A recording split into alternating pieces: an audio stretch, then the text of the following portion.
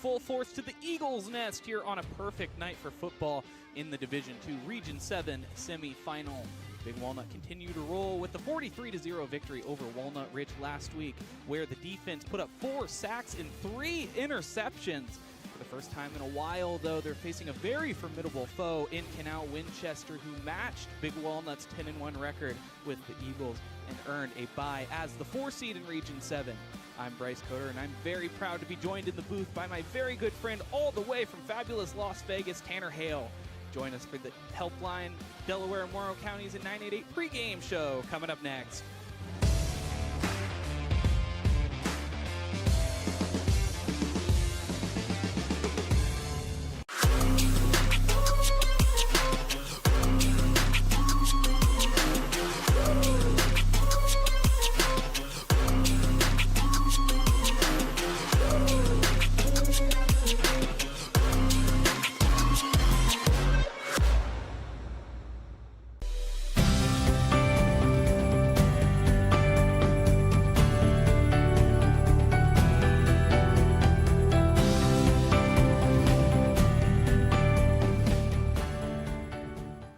At Knox Community Hospital, your primary care physician is more than someone who delivers your test results, more than someone who writes prescriptions, more than someone who listens to your heart.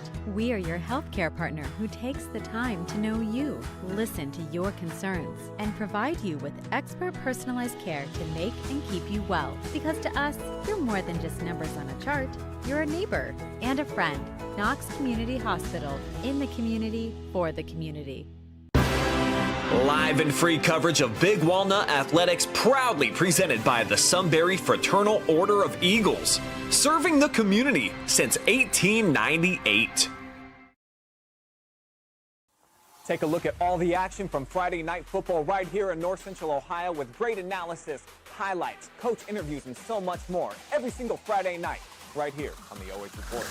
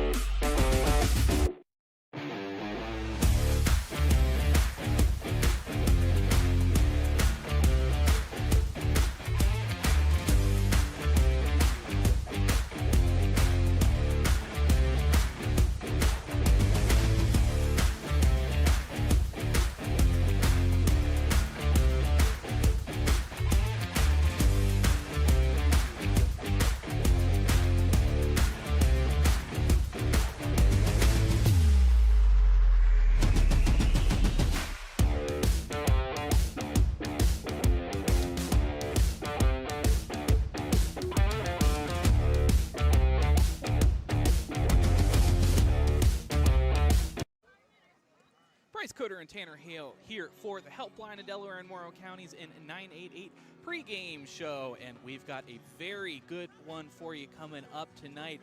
Big Walnut taking on Canal Winchester here in the Eagles Nest in the regional semifinal of Division 7. I'm Bryce Coder, joined in the booth by Tanner Hale all the way from Las Vegas. Tanner, how you doing? I'm doing well, Bryce. It is really good to be out here on a beautiful fall evening here in Ohio. We have an exciting matchup tonight. Two really good teams. Two teams that throughout the entire season have been able to dominate their schedules. And tonight we're going to see a lot about the integrity of both of these teams, their ability to move the football, their ability to get off the field. And I can't wait to see all the action that we're going to get tonight. And you're originally from Ohio, going out to Las Vegas. I mean, Bishop Gorman, you hear so much about it. They're so good. But really the competitive spirit of Ohio football, I mean, it's like nothing else. It's so competitive, right? And it's bigger than just the student athletes, right? We have really competitive coaching staffs on both sides of the ball. We're going to see really amazing fans. I mean, the place is packed. The parking lot is getting full. And this is exactly what you come to expect with Ohio football, right? This is going to be a super fun contest tonight, and really, I just can't wait to get into it. I mean, the fact that we still have to wait 11 and a half minutes, I'm on the edge of my seat. And shout out to the community as well for turning out. Such a fantastic turnout. Big Walnut putting out all sorts of messages and getting hundreds and hundreds of shares, and you really get the feeling that everyone is bought into this. Yeah, definitely. And, you know, really, there's a lot at stake, right? I mean, we're in the regional semifinals tonight. Both the communities here understand the stakes of this game, right? And as we get to kick off, and really excited for us to be able to get through this pre-show and talk through the strengths of these teams. And we'll take a look at the Canal Winchester team spotlight here on the Helpline of Delaware and Morrow County's 988 pregame show. And for Canal Winchester, they had several guys going first team all district. Quentin McGee, the quarterback, Jamari Snow, the running back, Dennis White, the wide receiver, Caleb Clay, and Gabe Merrill. And just so many guys out there capable, putting up great stats and just team players all around. Yeah, absolutely. And while we know that a couple of the recent competitions have been competitive, we ultimately know that coming into this game, we know that Canal Winchester, they're going to want to have a balanced attack. We know that they're going to want to get out in front and stay out in front. We know it's going to be a challenge against this really dominant Big Walnut football team. But overall, they had a very successful season. They're in this position for a reason. They're on this field tonight for a reason. And so for them, you know, they just have to maintain the level of football that they've been playing and be able to stay to the discipline levels that have gotten them to this point. And it has been a fantastic season for them so far, and a huge victory for them last week just by 7 points, and big momentum wins coming into games like this. I mean, they can really make a huge difference going week to week. And also of note, Canal Winchester had a bye week in the first week of the playoffs, just like Big Walnut, so just as rested as well. Yeah, definitely. I mean, we anticipate that both these teams are going to be better rested than what they may have been acclimated to throughout the course of the season. And also you have to recognize, again, we called it out at the beginning of the show, the stakes of this game. It's a really important deal for these players to be able to get on this field tonight. And obviously, like, both these teams are not lost at what's in front of them. And so really for them, they have to be able to get on the field tonight and execute, and I can't wait. Taking a look at the player spotlight for Canal Winchester, going with the running back, Jamari Snow, who has put up a host of numbers, is only a junior, first team all district in the second team all OCC. 1368 rushing yards, 11 rushing touchdowns, and 6.74 yards per carry. I mean, those are pretty good-looking numbers right there. Very, very good numbers. And obviously he was selected here for a reason. He is dynamic. He has the ability to rush the football as well as just about anyone in the entire state. And we know that coming into this game, the running game is critical for both these teams. But for this Canal Winchester team, Jamari Snow is at the center of it. And if Canal Winchester is going to win this game, then they're going to have to rely on his ability to make big plays, be explosive, and keep the chains moving. And so I'm excited to see what he can do tonight. Taking a look at the keys to victory for Canal Winchester, and you said keeping Big Walnut off schedule, but you also identified getting out in front early and winning that time of possession, winning that kind of chess game of football. Right, exactly, and you know, that's one of the big reasons why we call out that keeping Big Walnut off schedule is going to be so important, right? In the one loss that Big Walnut had this year, the other team was able to score 47 points, right? And Big Walnut had a hard time in keeping their defense off the field, and what was really critical is that they were able to keep moving the ball, and then when Big Walnut would get on offense, they were in this game of catch-up, right? And staying on schedule is really, really critical in football because it's at the core of what Big Walnut does super well. When they start off on 1st and 10, they run the football. They get it to 2nd and 5 or 2nd and 4. From there, they can decide to open up the passing game. They can decide to run the ball again and try to move the chains that way. And so Big Walnut, 62% of their offensive play calling this year has come in the run game. So it's where they're comfortable. If this Canal Winchester team can keep Big Walnut off schedule, 2nd and longs, 3rd and longs, then you're going to force Big Walnut to really stray away from that identity that they're so comfortable with, which is running the football. It's going to be really important for them to be able to do tonight if they want to win. And easier said than done, of course, but offensively, they're going to need a spark as well. I mean, you see the likes, I mean, both on the front, in the front seven, but the defensive backs as well, just so well diversified defensively. Yes, absolutely. And, you know, and it really gets to, like, the core of what this game's going to come down to, right? And it's no shocker, right? In football of all levels, whether it's at the Pee Wee level or it's all the way at the NFL, what you have to be able to do is win that time of possession, right? And being able to stay in front of the sticks, being able to keep the offense in front of you and not behind you, as ideal as that may sound, it really is that simplistic. Football sometimes doesn't have to be that complicated of a game. Really, being able to control the clock, and Big Walnut, it has been so critical to their success all year. Again, that running game, 62% of their play calls being rushing, is a part of their identity, but also they've been allowed to do that. When you get out in front, you stay out in front, now you're playing the game. The other team has to identify creative ways to be able to beat you, but when you're on offense and you have the lead, you can run the football, you can manage the clock, you get to create the beat, and the other team has to figure out how to dance to it. And it's not easy, but Big Walnut's been able to do that to success this year. So I'm really eager to see, like, which team is going to be able to control that time of possession and be able to manage the clock and put the other team in a situation where they have to start doing things that they're not used to doing all year, because both these teams have been very successful. Their records indicate it. They're on this field tonight because they've been able to do it. Which team is going to be the team that gets stuck behind tonight? Right on cue, Canal Winchester taken to the field. They're going to go through the big banner. But both sides, I mean, you can feel and see the energy in these players. They understand how big of a game this is.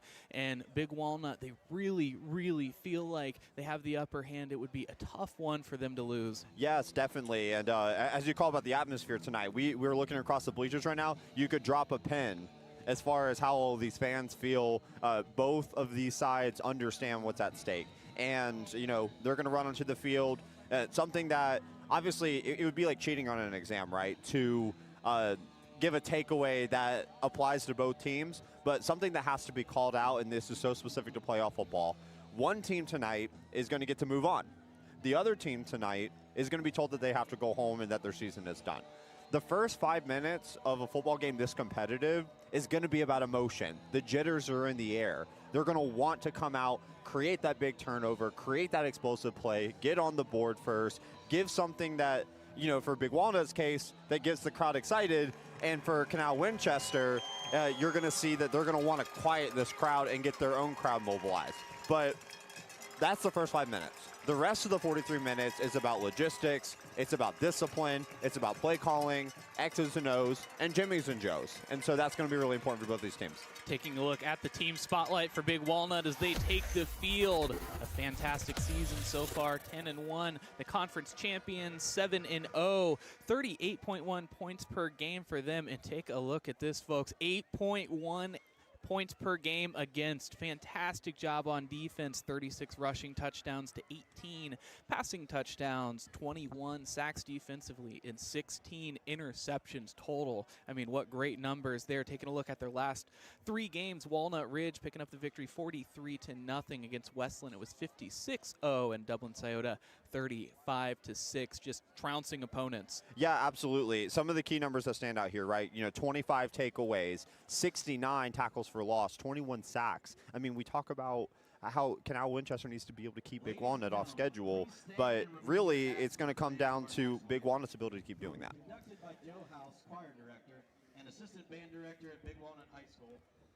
We will take a brief pause for the national anthem. Sunbury American Legion 457.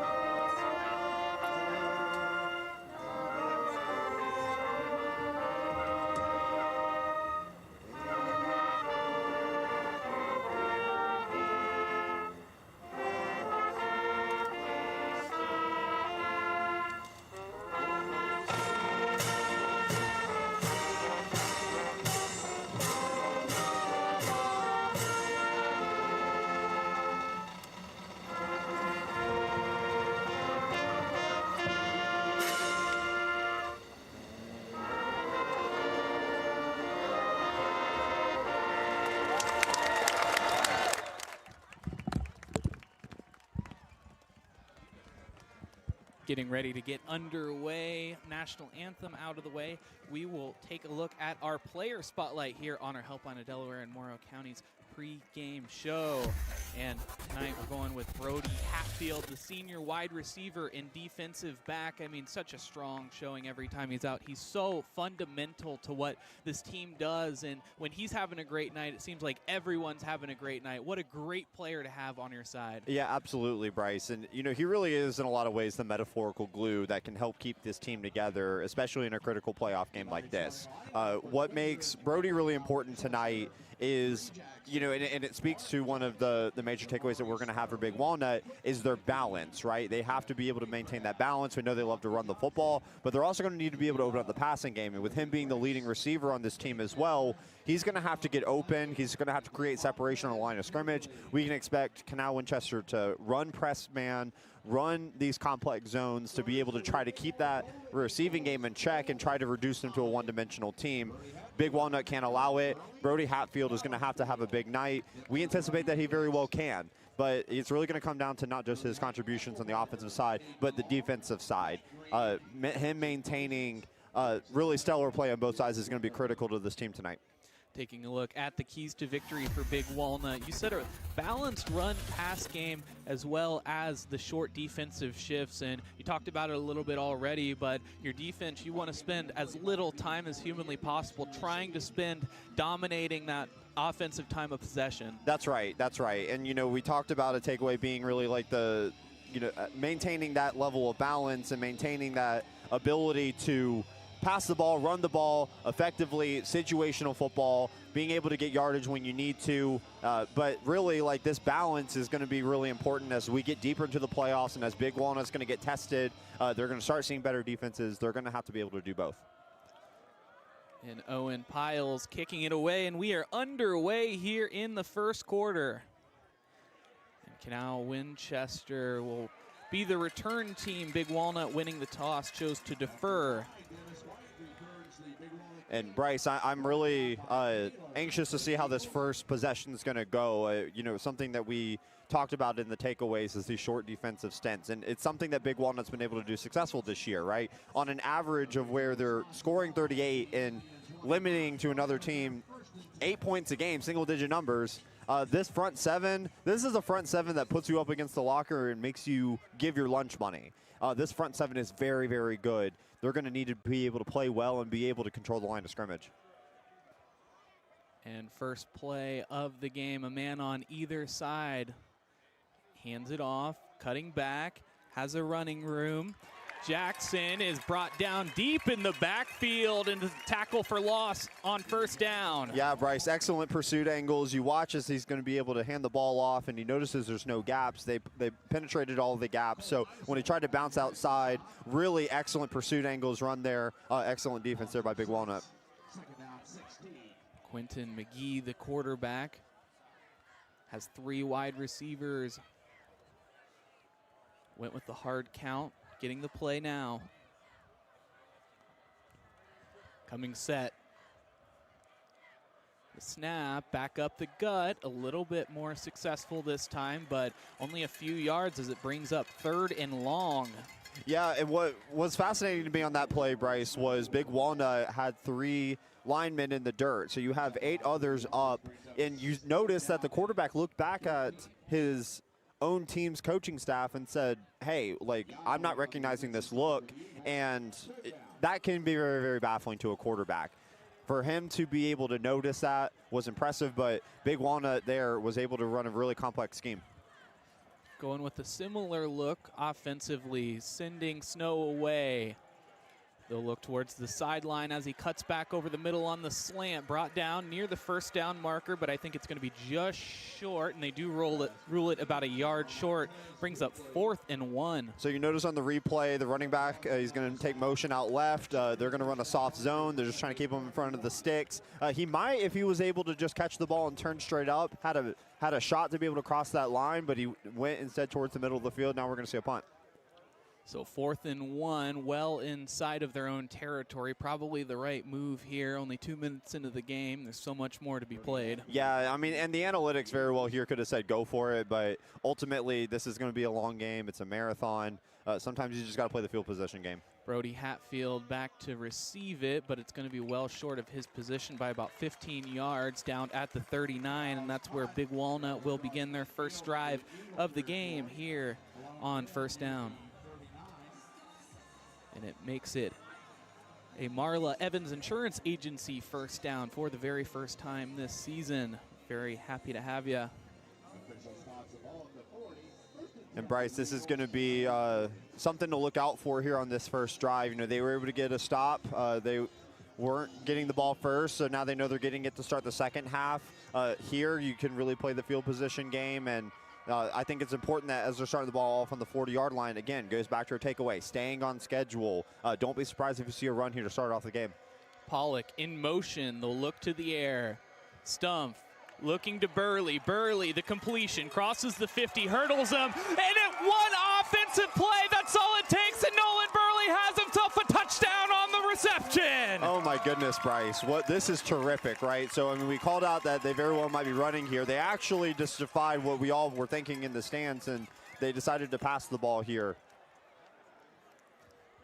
Take another look at this one, and just a great job, and this is what Nolan Burley has done all season long, but there's a flag down. And the result of the play is a touchdown. Yeah, so what you'll see here, Bryce, is a flat route. He's going to catch the ball, and really he just does the rest. This isn't a complicated play, but Nolan Burley, what he's been able to do all year long, yards after contact, he's able to break the tackle and score here. Such an impressive play. And it was first down. That's all it took. Big Walnut leads the way. Fouls attempted point after. Brody Hatfield will hold.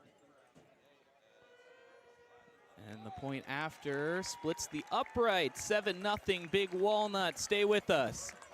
At Knox Community Hospital, your primary care physician is more than someone who delivers your test results. More than someone who writes prescriptions, more than someone who listens to your heart. We are your healthcare partner who takes the time to know you, listen to your concerns, and provide you with expert personalized care to make and keep you well. Because to us, you're more than just numbers on a chart. You're a neighbor and a friend. Knox Community Hospital, in the community, for the community.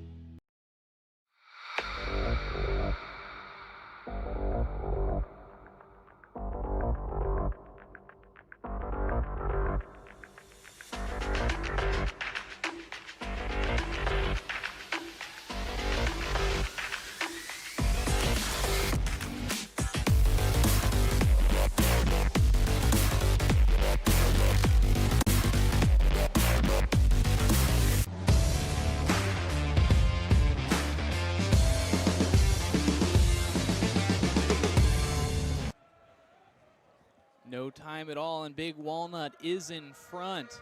A quick 3 and out for Canal Winchester gave Big Walnut the ball, and a pass to Nolan Burley for 60 yards ended up getting them the touchdown on the very first play of the drive. Yeah, unbelievable. I mean, and you know, something that we spoke a lot about in the pre-show was really just who can come out in that first 5 minutes, make that big play, make those big stops, create that big sense of excitement. Big Walnut didn't waste a second. One play on offense, 60 yards down the field. Now, the question from here, Bryce, is really how does Canal Winchester respond, right? The game has not started off anywhere near the way that they hoped. But does that change how they play call it? Does that change how they decide to move forward as an offensive identity? For them, they came in with a game plan. Do they stick to that game plan, or do they start playing from behind? We're going to learn a lot by how they respond here and how maybe the rest of this game is going to go. And the kickoff going out of bounds. They're discussing the spot, I believe. Very few weaknesses for Big Walnut, but that is one of them. They do kick quite a few of them out of bounds on the kickoff. Yeah, and I saw the intention there. You know, they kicked the ball off, and, you know, it was a short kick, and if that were to stay in bounds, that ball very well could have been in play, but that's the risk you run whenever you kick the ball with that intentionality, is if it goes out of bounds, they're going to start off with great field position here. So this is a chance for Canal Winchester to get back in the game. 3 wide receivers to the left side, 2 in the box for Big Walnut. They'll hand it off, this time to the bigger body of Brooks. And Brooks gets about a yard before they rule it down, and it'll be second down. Yeah, here you're going to see a halfback zone to the right. So they're going to run off the right tackle. And as he's getting up, he's just noticing there's no gaps. And this is what Big Walnut does. I mean, this front 7, they pursue the football with aggressiveness and lethality. And for them to be able to seal all those gaps, the running back got to the end of that and had no choice. The line to gain is the 45 here on second down. That makes it 2nd and 9. Trying to draw them off sides. Now they're getting the play. McGee calling, putting a man in motion. Having trouble with the snap. It's on the ground, and Big Walnut thinks they have it, and they do! Yeah, catastrophic play here by Canal Winchester. I mean, the center just never been able to get the ball off the snap, and so I mean, really it was just disaster from the very get-go, and big on Big Walnut to be able to get down on that ball, not try to get anything cute with it, and now they're going to get the ball here right outside of the 30-yard line.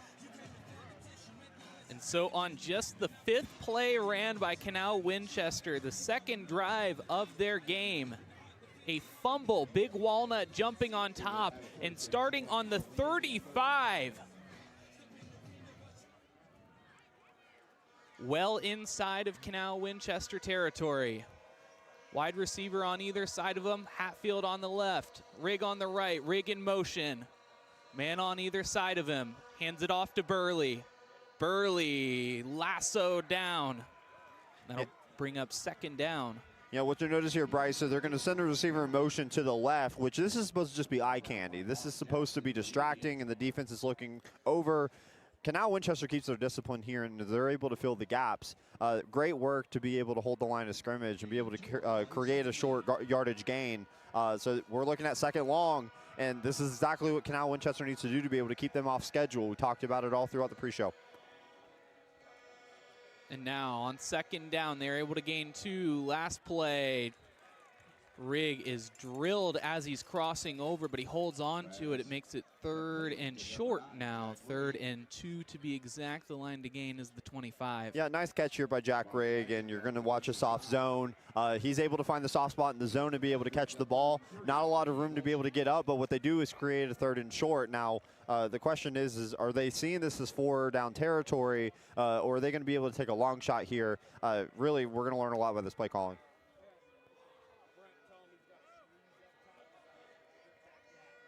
So this time it'll be Burley in motion, trying to take it up the middle on the design QB run, and Stump is stopped short here on 3rd down. It'll bring up 4th down. Yeah, you're going to watch a double motion. He moves over left, and then they're going to bring over Nolan Burley to the right. I think that this is, again, another example of eye candy. That was supposed to look like a jet sweep, trying to draw them over to the right to be able to open up the running lanes up the middle. But again, great gap pressure by Canal Winchester. Now we're looking at a 4th and short. 13 for 23 on 4th down this season, 57%. They just need 3. The line to gain is the 25, and we'll have a timeout called by Big Walnut. Yeah, good timeout there. I think that they definitely saw a defensive scheme that they weren't anticipating, and it was going to blow up their play. So, I mean, if you're going to do this, you need to be able to get it right. And so really well timeout taken by Big Walnut. Let's see what they come up with. This is really a big situation where you really have to make sure you're coming up with the right answer. I mean, giving it back to them while they're going to be well inside their own territory. Still, I mean, that momentum starts to shift back a little bit. Yeah, this is the type of play where, I mean, this is low risk. If they are able to convert here, then they keep their drive sustained. If they're not able to convert, the ball is still relatively deep into Canal Winchester's territory. So, you know, I really think that this is the right call, and they want to make sure that they get this right, because the opportunity to go up 2 scores halfway through the first quarter is going to be significant in how the rest of this game is going to get called. So let's see what they come up with. So once again, the scenario is 4th and 3. They're on the 28. The line to gain is the 25. 4 wide receivers, Hatfield in motion, cutting back to his position. They'll look for him over the middle, all alone. Owen Pollock almost falls down, brought down right at the 1, and they're going to rule him short. Excellent play call here. So he's going to run a half motion. He's going to come back towards the center. All the eyes went there, and they've been teeing this up this entire drive. It left him wide open, lost the defensive discipline to be able to maintain all the receivers there. He's wide open, Bryce. And that brings up another Marla Evans Insurance Agency 1st down as they are on the 1, 1st and goal. Going with the I formation. No secret at all about where they're going. And Nolan Burley has his 2nd of the night. We're only halfway through the first quarter. Wow, Bryce. And I mean, this doesn't get more simple than this, right? We said it earlier. Football doesn't have to be complicated. They run an I formation. This is as simple as we are going to be bigger, faster, and stronger than you. The ball is going right here, and there's not a lot that you're going to be able to do about it. So Nolan Burley putting it in for the 2nd time tonight, halfway through the first quarter. Very impressive start. Owen Piles lining up for the 2nd extra point attempt of the night. Had no trouble the first time. He'll have their 2nd time, no trouble at all either. So 14-0 Big Walnut with 6:10 remaining here in the first quarter. Stay with us. At Knox Community Hospital, your primary care physician is more than someone who delivers your test results, more than someone who writes prescriptions, more than someone who listens to your heart. We are your healthcare partner who takes the time to know you, listen to your concerns, and provide you with expert personalized care to make and keep you well. Because to us, you're more than just numbers on a chart. You're a neighbor and a friend. Knox Community Hospital, in the community, for the community.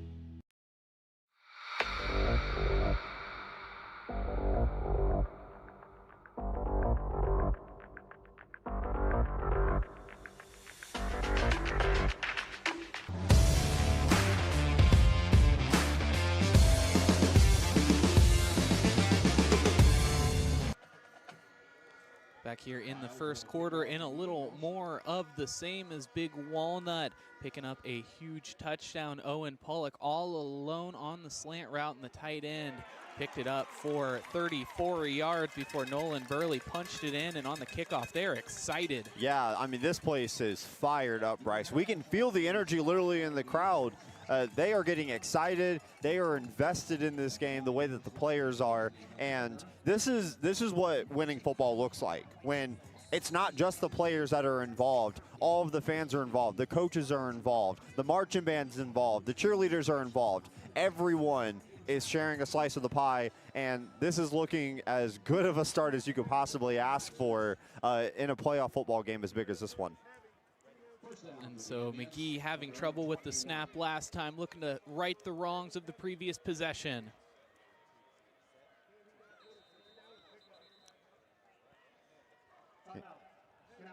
And so timeout called by Canal Winchester now. Both sides will be left with 2. Yeah, Bryce, I think what we noticed there, the left guard didn't seem to be situated. And the second that he had gotten into his position, I think we were well on our way to an illegal formation play or possibly an illegal shift. So I think they had no choice but to call a timeout there. You don't really want to burn those timeouts in a game like this. You already don't get the ball to start the second half. You're down 2 touchdowns. You have to muster something soon before this game snowballs out of control. So to lose a timeout there on something that was preventable really, really stings. And, you know, we might be getting to the end of this first half and they might regret having to take that timeout.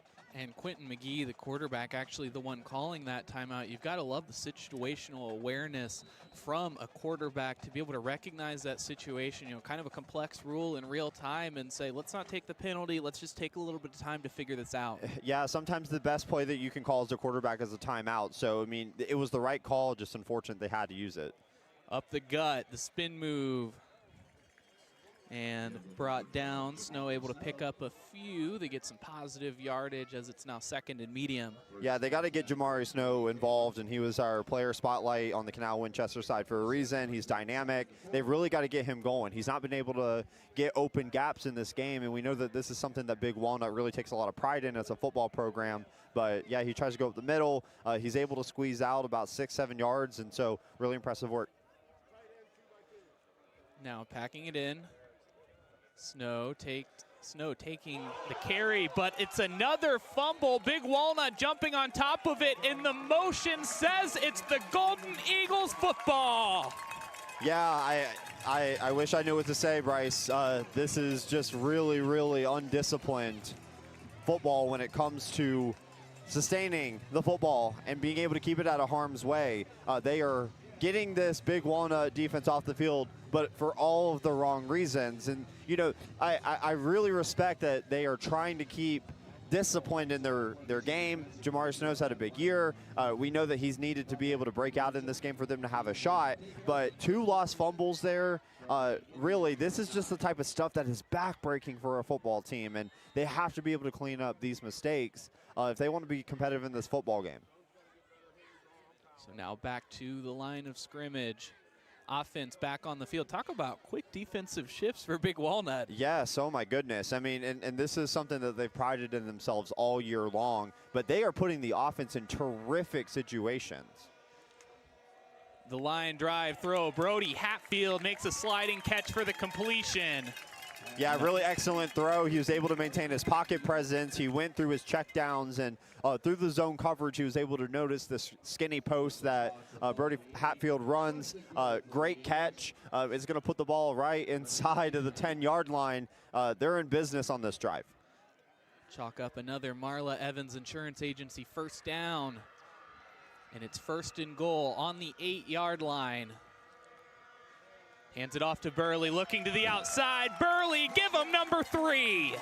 3 touchdowns here in the first 7 minutes and 5 seconds. And, you know, this is not complicated football here. He's just going to run a halfback zone over to the right side. And you see the tight end that's right off of the line of scrimmage. He's going to make the key block. He pushes him outside. It's going to create a gap. Excellent work. So 28 rushing touchdowns on the season for Nolan Burley. Just needed 94 yards to cross the 2,000 mark coming into tonight's game. You know, it seems, Bryce, he's well on his way to 2,000, especially at this pace. He might be gunning for something a lot higher than that, too. But really here, you're up 3 touchdowns. You haven't even started being able to get this game deep into its roots, and they're already up 3 touchdowns. At Knox Community Hospital, your primary care physician is more than someone who delivers your test results, more than someone who writes prescriptions, more than someone who listens to your heart. We are your healthcare partner who takes the time to know you, listen to your concerns, and provide you with expert personalized care to make and keep you well. Because to us, you're more than just numbers on a chart. You're a neighbor and a friend. Knox Community Hospital, in the community, for the community.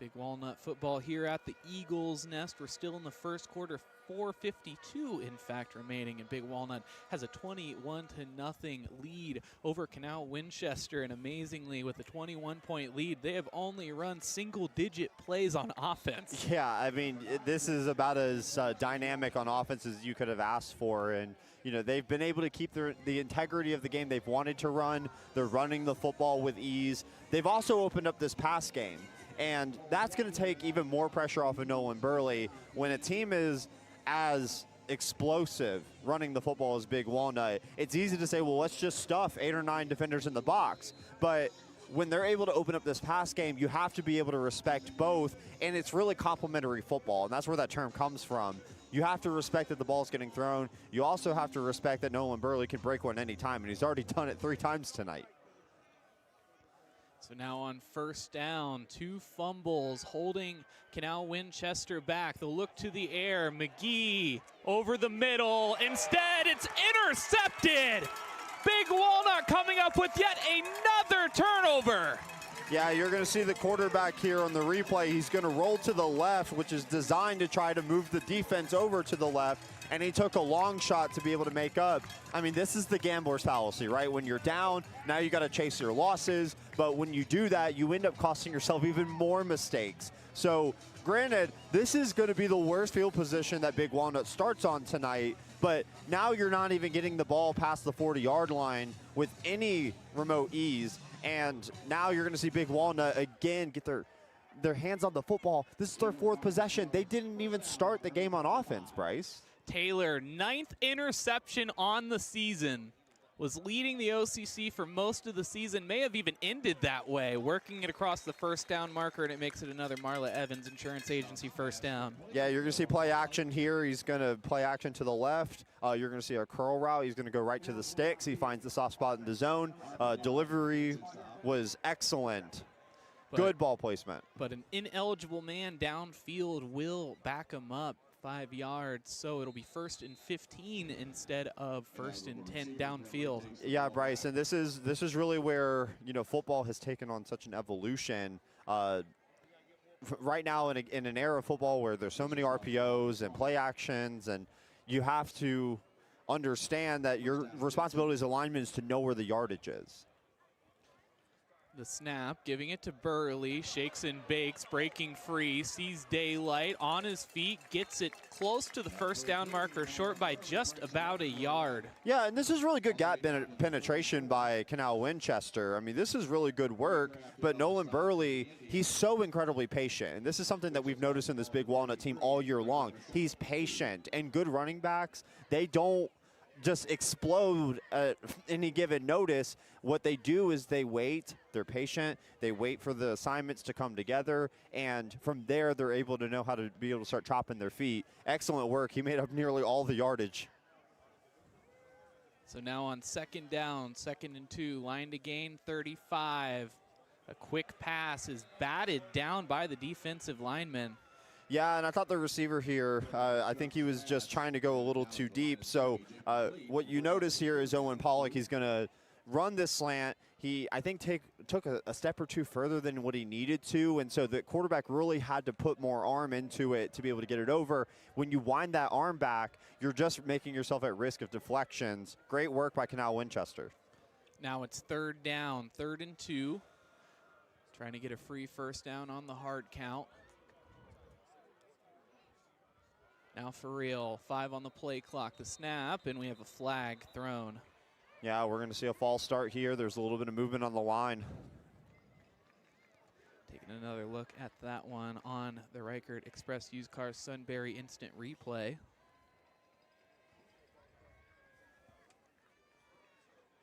Dead ball, encroachment, defense.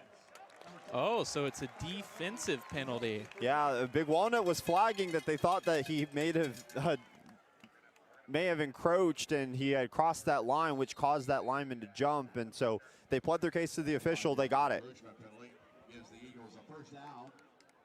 So Marla Evans Insurance Agency first down. Big Walnut has new life on this drive. 3:22 remaining here in the first quarter. They move Burley out of the pistol. They give it to him anyway. He has trouble in the backfield, reverses the field. One-on-one with the tackler, stays on his feet, and finally roped down just short of the first down marker. Yeah, sometimes it really isn't about the X's and O's, because the X's and O's here would have chalked this up to be a very short gain, if that. But sometimes the game is about Jimmy and Joe's. Nolan Burley is able to escape out of that. He's a magician with the ball out of the backfield. They demonstrated a pistol look initially. They moved him over to the left in the shotgun look, and he was just able to make the magic happen, Bryce. 2nd and 1. They need to make it to the 48, knocking on the door, Canal Winchester territory. They'll look to pass this time. Rolling out, the flip over the middle. Burley brought down by the ankles, but not before a first down and more. And what stands out to me on this play, Bryce, is really just the intelligence of Eli Stumpf. I mean, for him, you watch 2 receivers go down the field. He had 2 seam routes that he could have reasonably thrown that ball. You also look over to the left, really beautiful comeback route. He instead is patient. He lets the pocket reset. He finds an even safer throw, and that's what you got to do as a quarterback sometimes. You have to pass up good throws for great throws. That's exactly what he did there.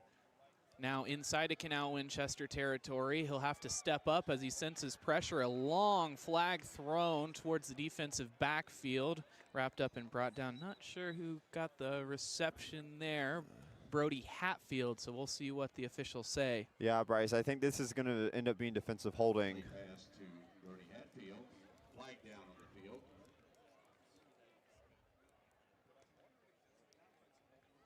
So the white cap getting the signal.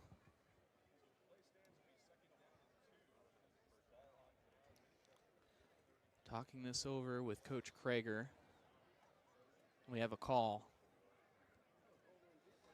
Before the pass was thrown, holding, defense, number 1, 10-yard penalty, first down. Yeah, Bryce, it looks like they were trying to decipher if it made more sense to just decline the penalty or to accept it, but I think that they were, regardless, going to be in good shape after that play. The defensive holding certainly didn't stop Brody Hatfield from a really incredible catch, and they're going to keep the 6 moving. So spotted down at the 29. The new line to gain is the 19. On first down, Burley escapes the tackler and drilled along the sideline. He'll pick up about 5, but that was a big hit. Yeah, Canal Winchester can be thankful here that this wasn't marked up as a late hit. You certainly look like he was going out of bounds, but they're going to run a halfback zone over to the left side on the short side of the field. Really, that was just excellent penetration there, being able to seal the edges and prevent that from a longer gain. Feels like 2nd and 5 is a win tonight based on how this has been going. Now with the lone backfield, it's the first time we've seen that tonight.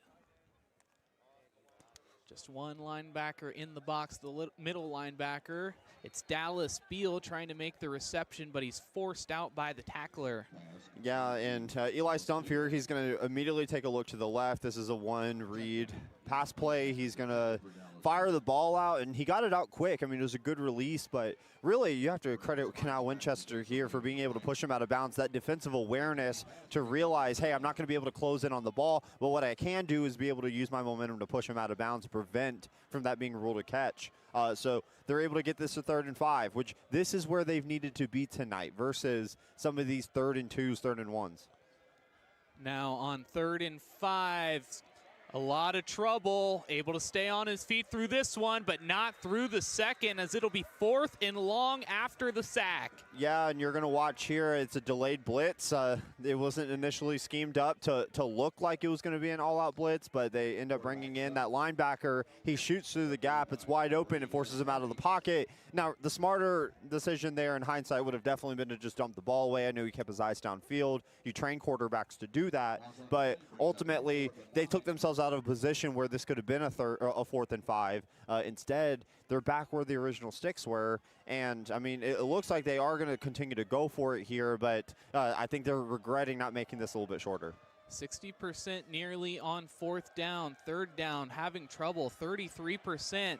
Stumpf almost falling over, but it'll be a turnover on downs. Burley, the intended receiver, but it was batted away by the defensive back, Mark Jackson. Yeah, I mean, you just don't have a ton of plays in the playbook that address 4th and 10 and longer, right? So this is exactly the stop that Canal Winchester needed to be able to get back into this football game. I mean, going down 4 touchdowns, you are so statistically and analytically unlikely to win a football game when you go down 28-0. So for them to get off the field here, and again, I know they're down 3 touchdowns. It really feels like we got to get the points now. We got to make the big play now. We got to give something to give our guys excited for. They're going to have to remain patient and allow this game to play out the way that they're supposed to if they're going to want to get back into this game. You eat an elephant one bite at a time. They're going to have to chip away. 1:51 remaining. Your eyes do not deceive you. Still in the first quarter. McGee finding a wide receiver on the screen. Yeah, and I like this by Canal Winchester. I mean, they're going to run a wide receiver screen to the right. The linemen are able to get out. It's going to get all of those defensive attackers, that front 7, that very fast unit, away from the play so they can be able to get those linemen downfield and make those blocks. And so they're able to get the ball very, very well short of the sticks. But this is the stuff that they need to continue to do tonight, Bryce. So now 2 outside linebackers showing blitz, and they do, throwing it over the top, look like an RPO. Yeah, this is an excellent read by Quentin McGee. He looked over. He noticed that there was a lot of penetration that was coming towards him. It left that slant wide open. Great job by the lineman, too. I mean, we saw in the previous Big Walnut possession that illegal man downfield. RPOs generate the most illegal man downfield than any other play in football. So they kept their discipline. He made the correct read, and now they're moving the football. And I hope that, you know, they are understanding that this is the type of game-winning football that has to be played if they want to stay in this. Over the top, and it's swatted away. It'll be 2nd down. Not bad play call here, Bryce, but I think the big thing here is just they recognized it. You know, the quicker that you realize it's a screen, the more that you can start to get your hands up. And so great defensive play by this front unit within Big Walnut's defense to be able to bat the ball down. So now on 2nd down, 2nd and 10.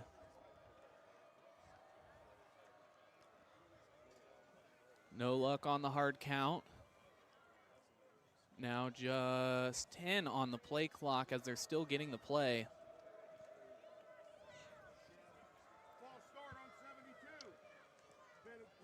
Handing it up the middle,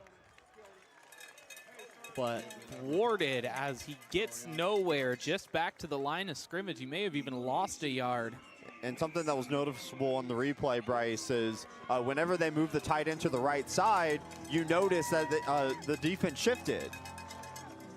And the whole crowd getting into this one on 3rd down, 3rd and 11. We'll see if they get this one off before the end of the quarter. Just 10 seconds remain. And anxious to see if they actually try to get a play off or if they just take this free timeout that they're going to get at the end of the quarter. They will just let time expire. So only 1 quarter of play, but Big Walnut handily in control, 21-0 over Canal Winchester. Stay with us.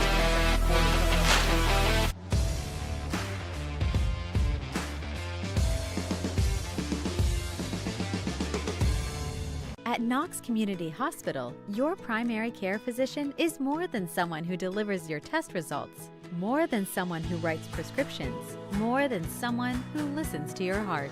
We are your healthcare partner who takes the time to know you, listen to your concerns, and provide you with expert personalized care to make and keep you well. Because to us, you're more than just numbers on a chart. You're a neighbor and a friend. Knox Community Hospital, in the community, for the community. Live and free coverage of Big Walnut Athletics proudly presented by the Sunbury Fraternal Order of Eagles, serving the community since 1898.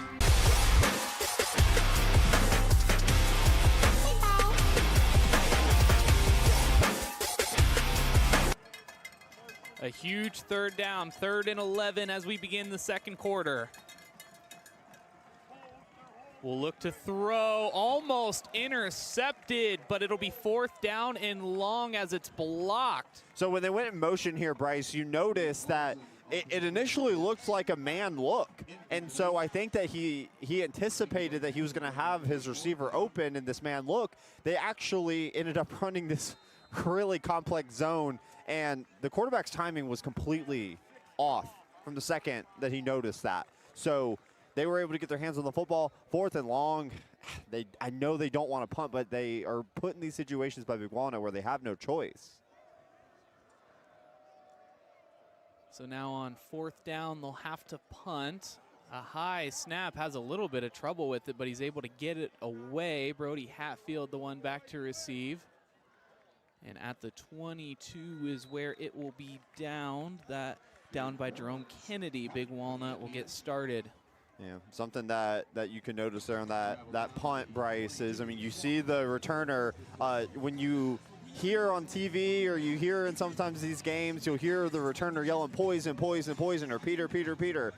That is a signal to all of the players that are on the punt return, get out of the way, move, get out of the way. Like that ball is hitting the turf, you need to evacuate the space. And so that ball took some unprecedented turns, and that could have been really ugly, but great discipline by Big Walnut there. So now on their own 22-yard line, the furthest back they've been all night. They give it to Burley, who was hit at the legs and brought down. I do think that's the right way to bring him down. He's such a big body. If you go up top, you're never going to get him, but the legs. Yeah, you have to be able to tackle below the waist, and wrapping up the legs of Nolan Burley is no easy task, but here on this halfback draw is like more of a mid-draw. You notice that they initially, they tried to disguise it like it was supposed to be play action, but really great job by Canal Winchester for being able to blow it up in the backfield, and they're off schedule. And this is something, again, goes back to the pre-show, right? Rolling out has had pressure all night long. Just getting rid of it. The pass is incomplete. He had a receiver there and actually made contact with the hands on the pass, but just couldn't bring it down. Yeah, this is something that in the last 2 drives, Canal Winchester's actually been doing a really, really good job of being able to keep the quarterback from just standing in the pocket and waiting to get through his checkdowns. He's causing pressure. And if they're going to want to keep them off schedule, like we've talked about how important it is all night, this is the type of stuff that we were calling out that they need to do. And now that you put them in a 3rd and long, this is not the type of football that Big Walnut wants to be in. They would prefer to be in these much shorter ranges, but now they have no choice but to go 3rd and long here. They'll look to pass again, stepping up in the pocket, slings it, 1st down completed, and Brody Hatfield good for a 1st down. Yeah, I mean, Eli Stumpf here, what he's able to do is he's able to step up into the pocket, which bought him time to be able to notice that crossing route, right? This is a banana route coming from the right side to the left. He steps up. It buys him time. Great catch to be able to get down the field and be able to move the sticks. And this is the type of backbreaking stuff that really hurts defenses. You get them to 3rd and long, you do all of this good work, and it gets erased by one big play made by a really good quarterback in Eli Stumpf. So the motion man looks like all. And Burley slung down nowhere to go for Nolan Burley. Very seldom that you see a play like that against him, but the defense, I mean, give them the credit. They have done a great job of getting in the backfield. Yeah, this is something that they've definitely had to been able to work through on the sidelines, and I think they're starting to notice the gap penetration that they need to have. You're going to watch tight end go motion to the right. They run the ball, and every gap was plugged. And, I mean, sometimes no matter how elite of a running back you are, if there's no running room and they're there, there's nothing you can really do. They'll give it to Burley again. He's looking to the outside. Not much room at all, though. 2 flags are thrown towards where the tackle took place. We'll see. Yeah, end up calling. This is going to end up being a holding. Here on the receiver over to the left, he just got a little too much of that shoulder pad, and this is going to bring the ball back. So the holding penalty does come back to bite him. Holding. Offense, number 5. 10-yard penalty. Second down. So it turns a second and long into second and longer. You know, and the question here, Bryce, is really going to be on these second and longs, right? These long distance from the chains. You know, you want to ideally get back to where you were, but you know you're going to have 2 downs to get nearly 20 yards, and what they do here is going to set them up for that 3rd down. But important stuff. And Helton looking for an option. Another flag thrown in the backfield. Brody Hatfield over the top makes the completion, but I think this one's going to be called back. This one's definitely coming back. We're gonna watch. We're gonna watch here. Line just held on a little too long, and I mean this comes natural on a rollout, right? You're trying to protect your quarterback, but there was some pulling, and that's going to end up bringing the ball back even farther. Result of the play is a catch and a first down. There is no foul on the play. Oh, so they decide there is no foul. 2 flags came in, but they say there is no foul. Give Big Walnut the first down well inside of Canal Winchester territory. You know, they took a shot here, and they gambled, and it paid off. And for them to be able to complete such a long ball, I mean, instead of trying to piecemeal this together like we were talking about a second ago, they said we're just going to go get it all at one time and make a big play out of it. So very, very thankful that they pulled that flag. And you know, I know there's that adage in football, right? You know, you can call holding on just about any play, but in reality, I doubt that holding call was going to prevent that long catch. 7 for 11 passing, but they'll hand it off. Another flag thrown. Yeah, a lot of dirty laundry on this drive, Bryce. Burley with the ball. Kemper in on the stop. Sideline warning. Canal Winchester. That is their first. Play count. Second down. So just a sideline infraction warning. So second one will come back to bite him, but not this time. Sideline warning issued to Canal.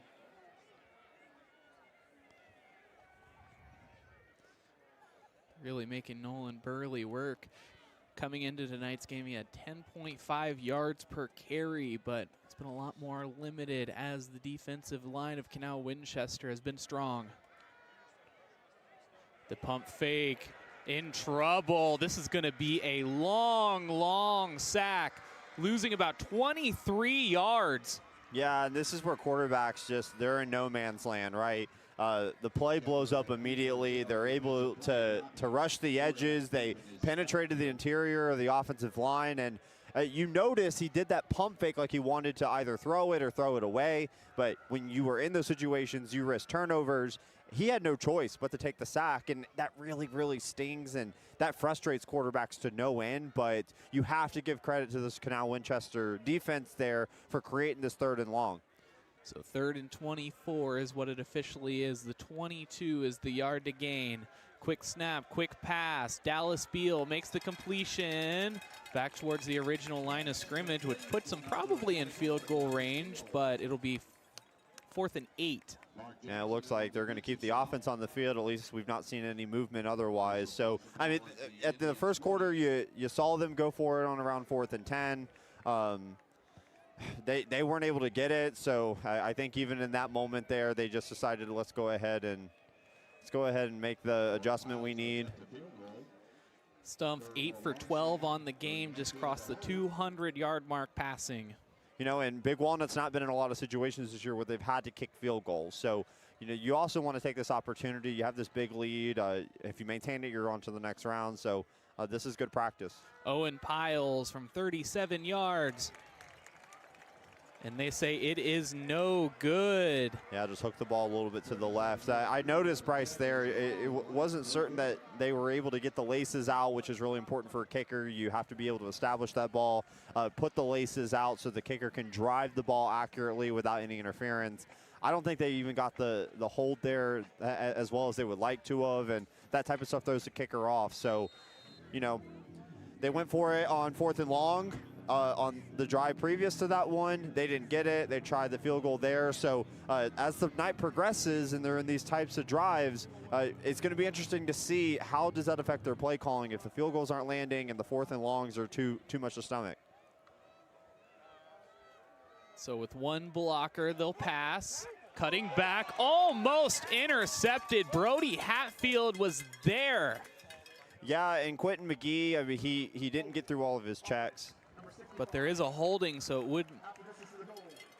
If he would have made the catch, likely would have declined it, but with the incompletion, puts him in a really bad spot, 1st and 20. And good arm strength there. The problem is that there was no one open, Bryce. So he throws the ball up, and it's in double coverage. That's just a recipe for a turnover. He should be really grateful that it ended up being a pick, and it feels like after a ball like that, you kind of take the holding, and at least you live to fight another down. 1st and 20 on their own 10. Handing it up the gut to Snow. Spins, but picks up about a yard, I think, with the forward progress.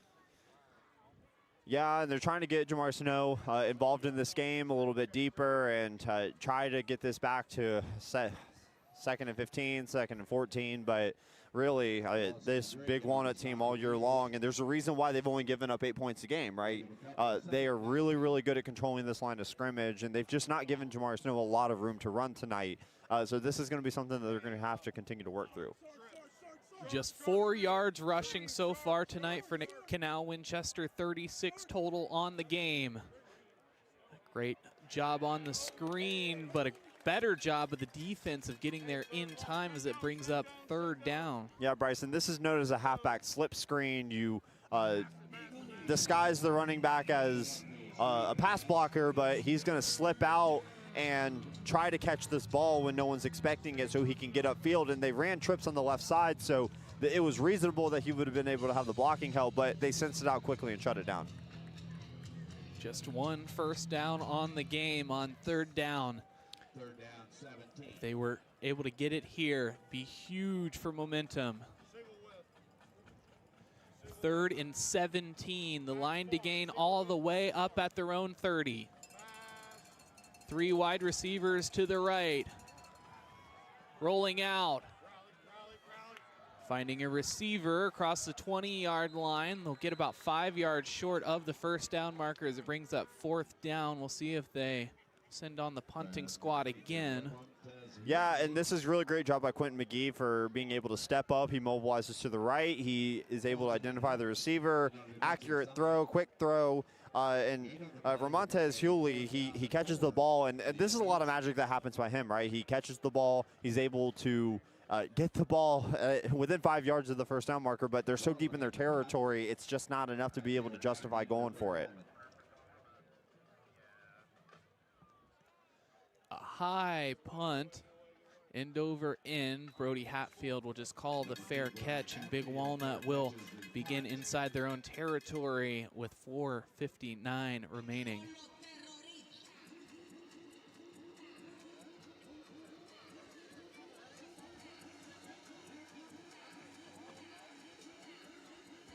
So another Marla Evans Insurance Agency 1st down as we're just inside of 5 minutes here in the 2nd quarter. Yeah, Bryson, something that I think is critical in this drive, we noticed there's less than 5 minutes left. They get the ball to start the 2nd half. How much does Big Walnut control the clock here and really start to just manage this game by being out in front? Going with the I formation, but Nolan Burley splits him. He's off to the races, and he has yet another touchdown. You know, Bryce, I feel like a fool there because, you know, we talk immediately about they might want to just start controlling the game with tempo and managing the clock. And Nolan Burley says, to heck with all of that. I'm just going to go ahead and house it real quick. And really excellent job. He splits through the seam. He's able to just hit that extra lever he has. And you know with Nolan Burley, if you're even, he's leaving. When he hits the second level, good luck. And with that, Bunyan Burley has his 30th total touchdown on the season here in week 13. 30 touchdowns on a single season, Bryce. I mean, that's a special football player, and you can't teach that level of talent. You either got it or you don't, and 30 touchdowns on a season, he should be proud of himself. His team should be proud of him, and his family should be proud of him. He's just been dynamic all season, and he is showing up in the playoff game. At Knox Community Hospital, your primary care physician is more than someone who delivers your test results, more than someone who writes prescriptions, more than someone who listens to your heart. We are your healthcare partner who takes the time to know you, listen to your concerns, and provide you with expert personalized care to make and keep you well. Because to us, you're more than just numbers on a chart. You're a neighbor and a friend. Knox Community Hospital, in the community, for the community.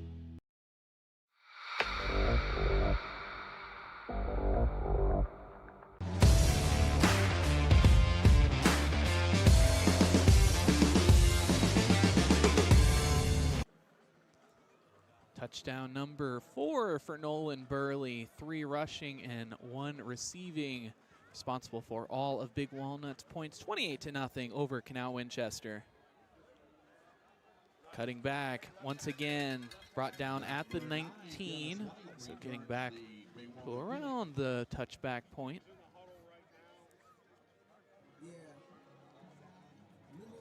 Yeah, Bryce, I mean, as bleak as the scoreboard already looks, it's not too late in this football game to see movement. And really, Big Walnut, they're out in front. The biggest challenge they face the rest of this game is complacency. Do they keep the same level of discipline? Do they play to the standard? Instead of playing the scoreboard, do they play to their own standard? Canal Winchester, they've got to get points up before the end of this half if they want a shot. That they do, and they'll look to get it started here on first down. The play action rolling. TJ Minor in hot pursuit. Yeah, you're going to incomplete. You're going to see a wheel right here, Bryce, and he rolls to the left, but the edge rush is able to get there, and he just was never comfortable in that pocket and no choice but to dump it. So sometimes the best play that you have as a quarterback is an incompletion. He was able to get the ball out and live to fight another down, but you know, just not a hot start to the drive, and we'll see what they were able to cook up here on 2nd and long. Going with the hard count once again.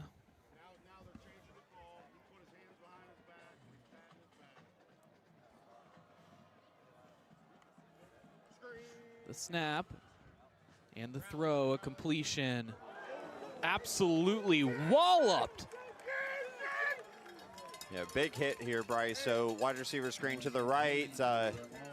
We have Ramontez Hewley catches the pass on the screen, but he had nowhere to go. And Big Walnut, they're laying it down. And really here, they were able to get back somewhat on schedule. I mean, this is 3rd and manageable. It's not where you ideally want to be on 3rd down, but you know, they were able to squeeze some yards out of it. But even on a play that was a win, right? You get yardage out of it. But now the momentum is still on Big Walnut's side, and that was a really big hit.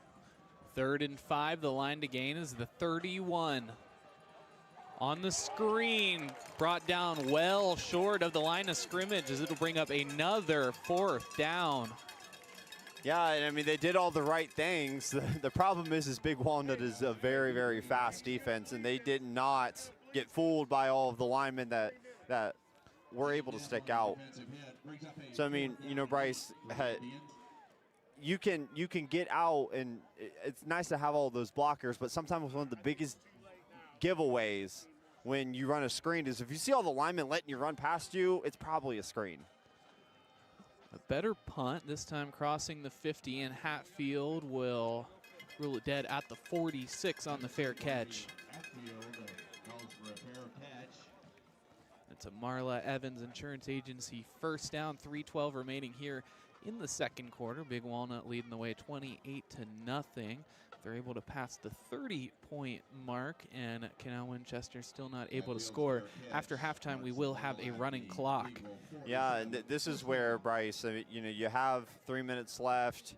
Now do we wonder if this just becomes a game of controlling it and keeping the ball away so they can't score? But you have to take into account that 30-point rule. Now Burley once again wrestled down just short of the line of scrimmage. It'll bring up 2nd and 11.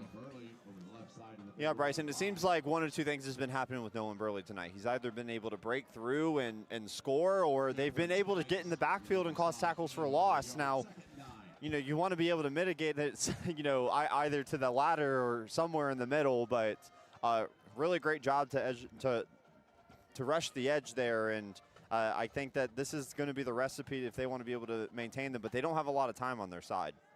The play action, they'll flip it out to the sideline. Brought down, looks like that one, maybe Owen Pollock. Yes, it is on the reception. Yeah, Bryce, they're gonna. This is gonna be an RPO play, but specifically they're gonna run a bubble screen here. And if the running doesn't look good, then you know the bubble's gonna be there. They run man coverage, and he's able to get open, and that block has allowed him to be able to get those 10 yards he needed. So really well executed bubble screen, great catch, great throw by Eli Stump. 1 for 8 on 3rd down so far tonight. Just 34% on the season has not been a strong point. They'll look for it now.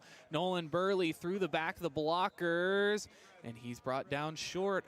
Yet another stopped 3rd down.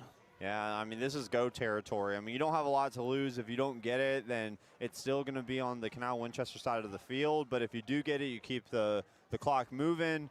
You get the ball to start the second half. That's always going to be a consideration when you're trying to make this call.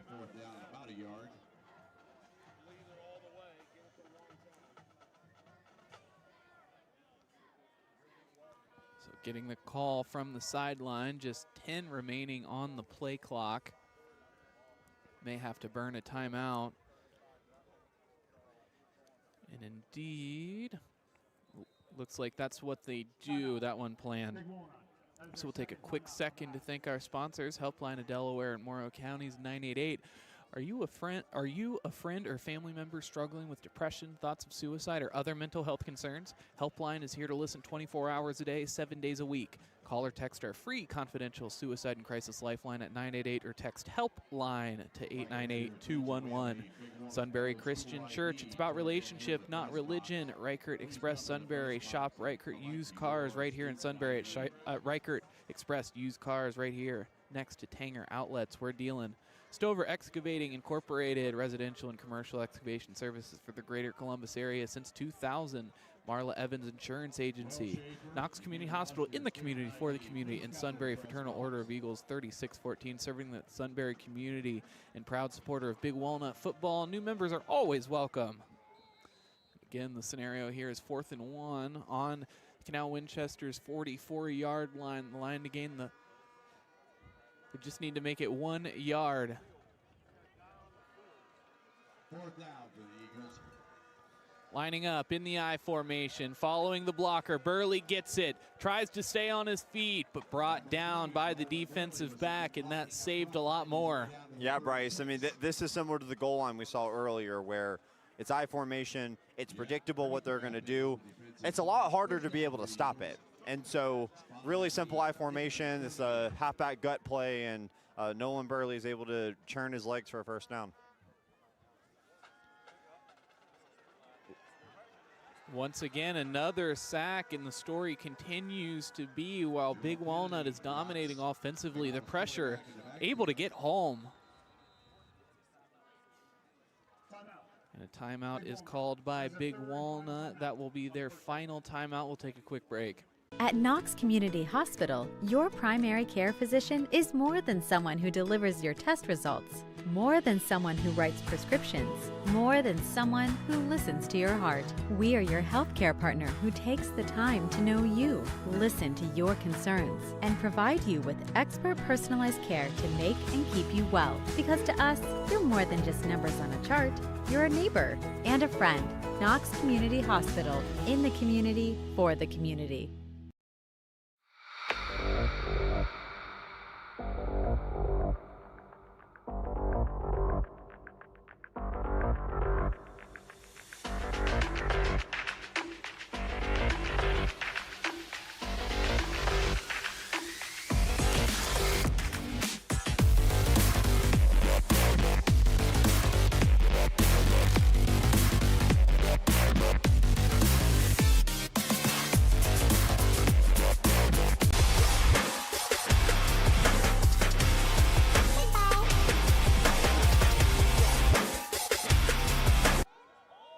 Second down, Big Walnut. Eli Stumpf looking over the top. Not well placed. It'll be incomplete and bring up third down and 19. And earlier on in the drive, Nolan Burley officially crossing the 2,000-yard mark on the season rushing. Yeah, 2,000 yards in a season is just incredible work. I really call on the family tonight, Bryce, to take him to a really good dinner, to not only congratulate him on a big game, but a big season. This has been extraordinary work, and you know, it doesn't happen overnight. You have to work for this, and it starts off at a young age, and it even to this season specifically, it goes to the spring practice, it goes to their summer training, the time in the weight room, for them to have a successful fall camp, and for them to be able to get out on the field all season long, and him being able to execute. But you know, in football, no one player is ever going to be successful by themselves. So this offensive line has gotten him the push that he's needed, and he makes a lot of magic happen himself, but his teammates help put him in the situation. So just a really incredible milestone. Canal Winchester going to take a timeout. Eli Stumpf taking a big hit on that last play. He was slow to get up, but did eventually get up after a few seconds, walk to the sideline. Looks like Barnicut was the one coming in, the backup quarterback, to take the snap. Yeah, he did look a little shaken up there, Bryce. And, you know, this Canal Winchester team, I mean, we might be looking at a 28-0 game at the moment, but one thing that you have to give credit for on Canal Winchester's side is their ability to get after the quarterback tonight. I mean, they've been active. They've been rushing the edges. They've been making him uncomfortable, stepping outside of the pocket, and some of that has led to hits. And for young kids like this, you know, those hits add up and add up and add up. And so we really hope that Eli Stumpf is okay, and we really, really have to just acknowledge that, you know, this game, if you want to be able to protect your quarterback, you have to be able to hold the line for him. And so it's important for them to be able to maintain his own health. So now Barnicut will take the snap, hands it off to Burley here on 3rd and 19. Right at the line of scrimmage is where he's brought down. It'll bring up 4th and very long. But with 20 seconds remaining, this may be the final play of the half. Sure does look like it, Bryce. Oh, and Canal Winchester calling a timeout. So that will be their final timeout, wanting the ball back maybe. We'll take a quick look at the brackets of what we're looking at tonight, about how both teams got here. Walnut Ridge defeated Worthington Kilbourne. That's where they met the Big Walnut Golden Eagles, who won 43-0. And Canal Winchester winning against Westerville South 28-21. A really close contest there. On the other side of it, we'll be watching the St. Francis de Sales and Massillon, Washington game. The winner of that one will go on to take on the winner of this game, which is very much looking like Big Walnut at neutral territory. We have availability of food and drink on both sides of the field this evening, so please help yourself. Of course, St. Francis de Sales has to be said. Son of Ohio State head coach Ryan Day, the starting quarterback for DeSales. R.J. Day threw for 482 yards. It was a school record a couple of weeks ago. Snap, Burley punts it away, well over the head of the receiver. It's going to land 2 yards deep into the end zone. There will be 8 seconds remaining here in the second quarter. Yeah, Bryce, and I mean, with this amount of time left, I mean, you take a shot to try to see if you can pin it. There's a world where you get a safety. There gives you 30 points coming out of halftime, but, you know, there's no harm in it going into the end zone for a touchback. The main reason you call a timeout, especially when you have no timeouts left, is you want to get the ball back, and maybe you can spark some magic on the punt return, but never even was given the opportunity. So on the 20 after the touchback. Down at the 20 for the Indians with 8 seconds left in the first Probably half. just a Hail Mary if they don't just hand it off.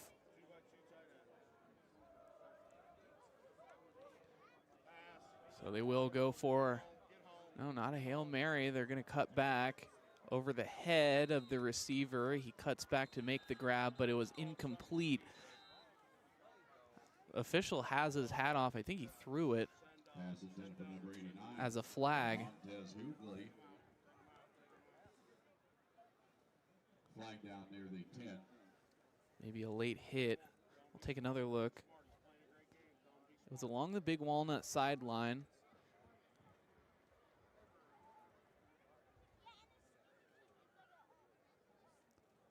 I think they are discussing that hit there at the end.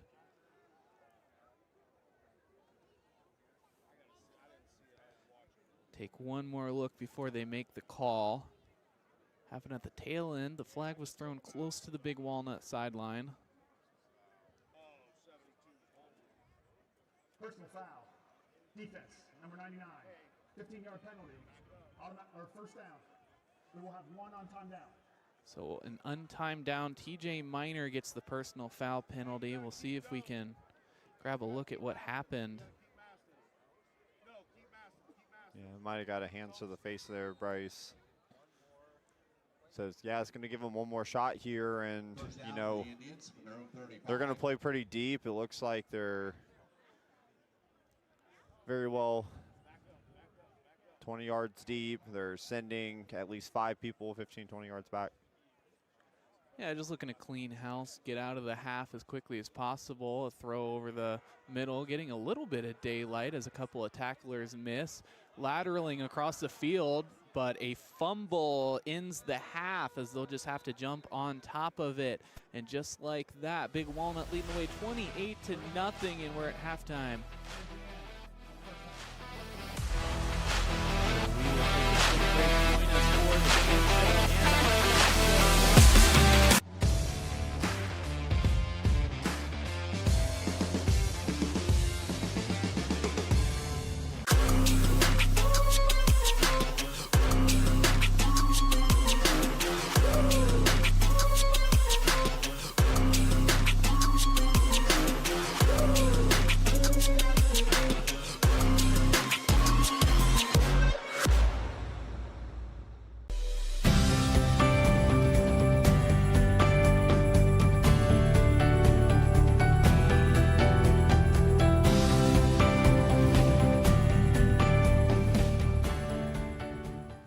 At Knox Community Hospital, your primary care physician is more than someone who delivers your test results, more than someone who writes prescriptions, more than someone who listens to your heart.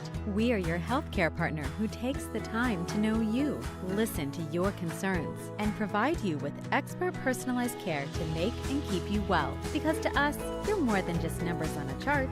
You're a neighbor and a friend. Knox Community Hospital, in the community, for the community. Live and free coverage of Big Walnut Athletics, proudly presented by the Sunbury Fraternal Order of Eagles, serving the community since 1898.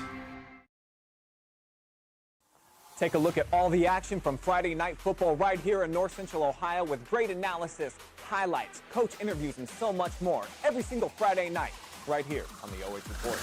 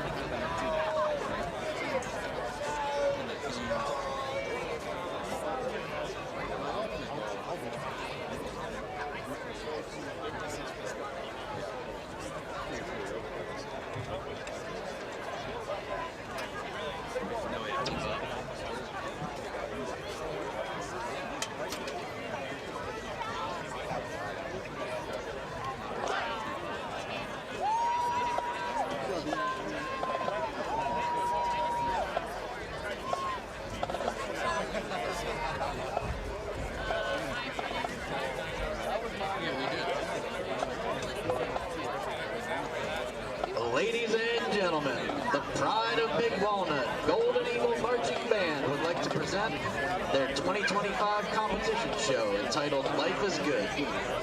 Selections will include It's My Life, Your Song, and Life is a Highway.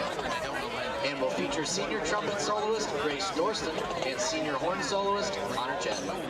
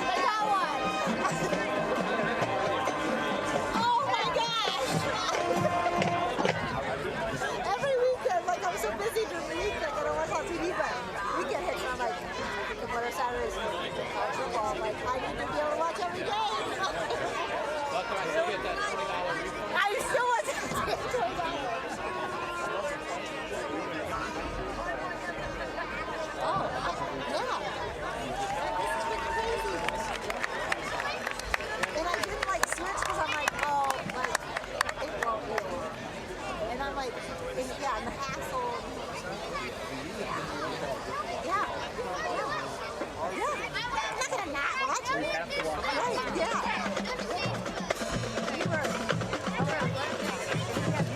So like somebody else in the crowd had a different, so we like connected to it. We always have to watch it.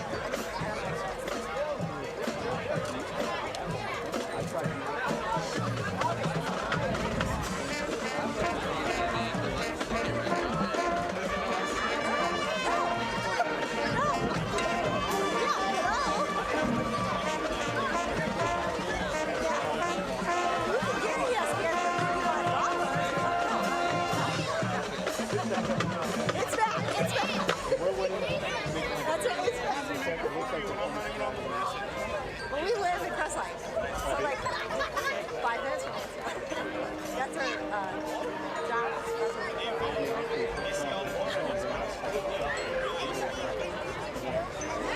Yeah. Right there. Yeah.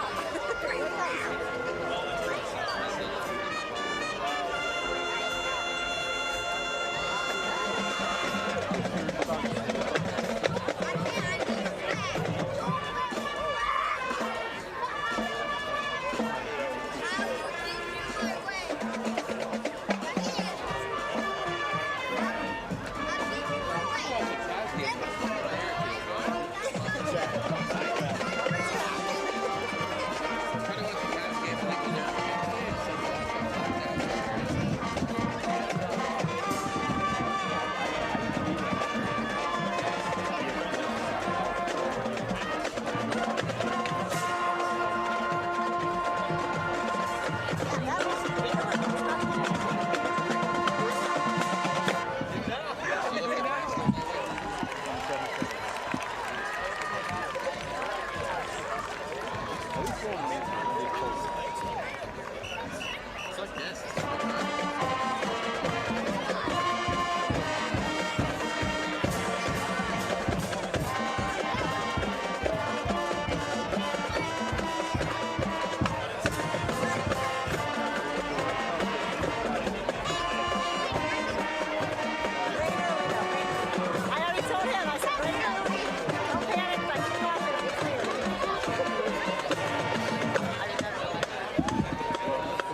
Ladies and gentlemen, the pride of Big Walnut, your Golden Eagle marching band.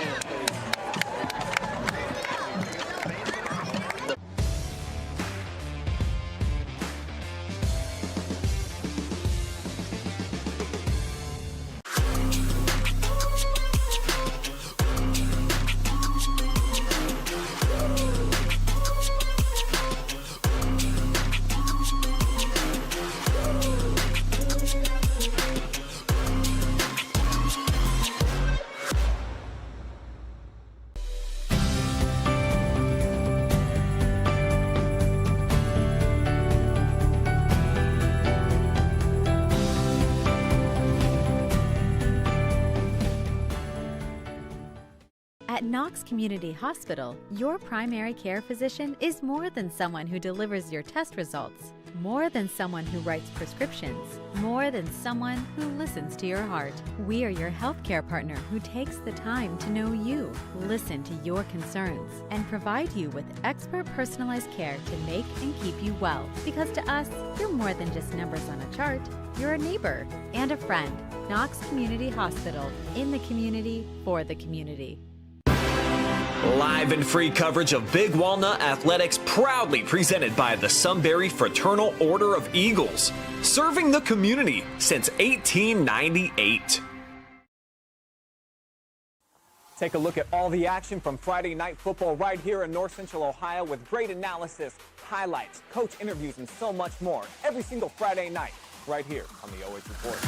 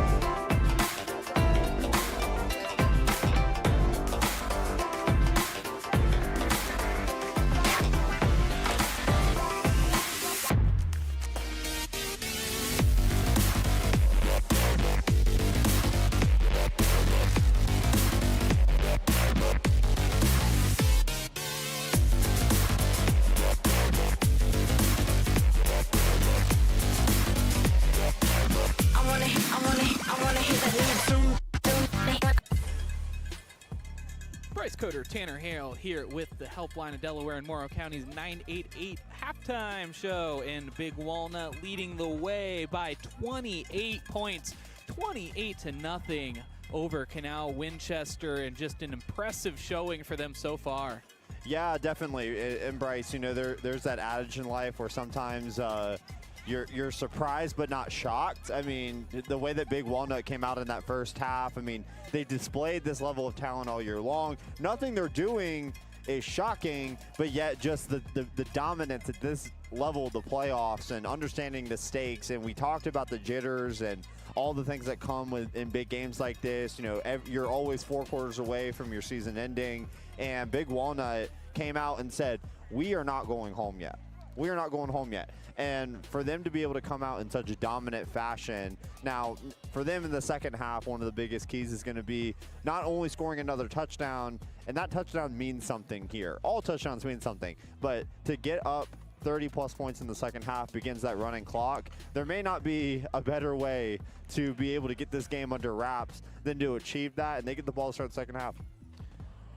Getting some looks there at just how packed this place is. Taking a look, standing room only on the home side, and then all the way out to the street. Parking absolutely full every place you look, and you just get the sense of the excitement of the Big Walnut High School community. Sunbury, Ohio really coming behind them. Yeah, Bryce, I mean, I'm looking out in the distance right now. I can't even see where the end of the cars.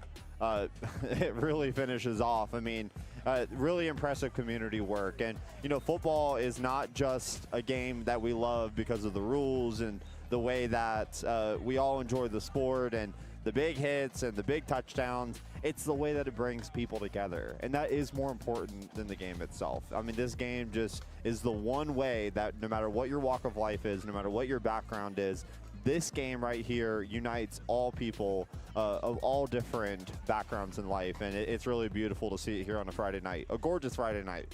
Taking a look at our stats through 2 quarters of play on the Helpline Delaware and Morrow County's 988 halftime show, and for Canal Winchester, 2 first downs, 67 passing yards, 5 rushing yards, a total of 73 yards on the game, 3 turnovers, 3 penalties for a total of 25 yards. Big Walnut, on the other hand, 11 first downs, 219 passing yards, only 87 rushing yards, a little lower than we typically see on a first half total for Big Walnut, for a total of 306 yards. That's more like it. No turnovers and 3 for 30 on penalties.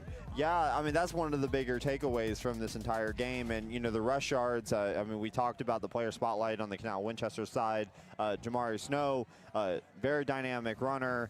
Those running lanes have not existed for him tonight. And so, you know, this Big Walnut defense is going to have to be able to come out and keep that same level of intensity, that same level of pressure. And now Canal Winchester is going to be put in a situation where they're going to have to pass more often. But look, it's really, really difficult to stay in a football game when you are being quintupled in your yards. I mean, that is death to a team. And, you know, something that we acknowledged from the halftime break, Bryce, was how winning the time of possession was going to be the key to the game. Now, we're seeing one of those opposite trends in football tonight, where the team that has had the ball the longest is not winning, and that's because Big Walnut is scoring so quickly. Nolan Burley with 4 big touchdowns in the first half. That's been the story of the game, and Big Walnut's not been on the field long enough to control the time of possession. And so it's one of those backwards theories that happens in football sometimes. It's not common, but, you know, one of our takeaways ended up being that actually their ability to score so quickly is what got them out to a lead this big. So getting ready to kick it away. Big Walnut won the toss at the beginning of the half and deferred, so they'll receive here in the second half.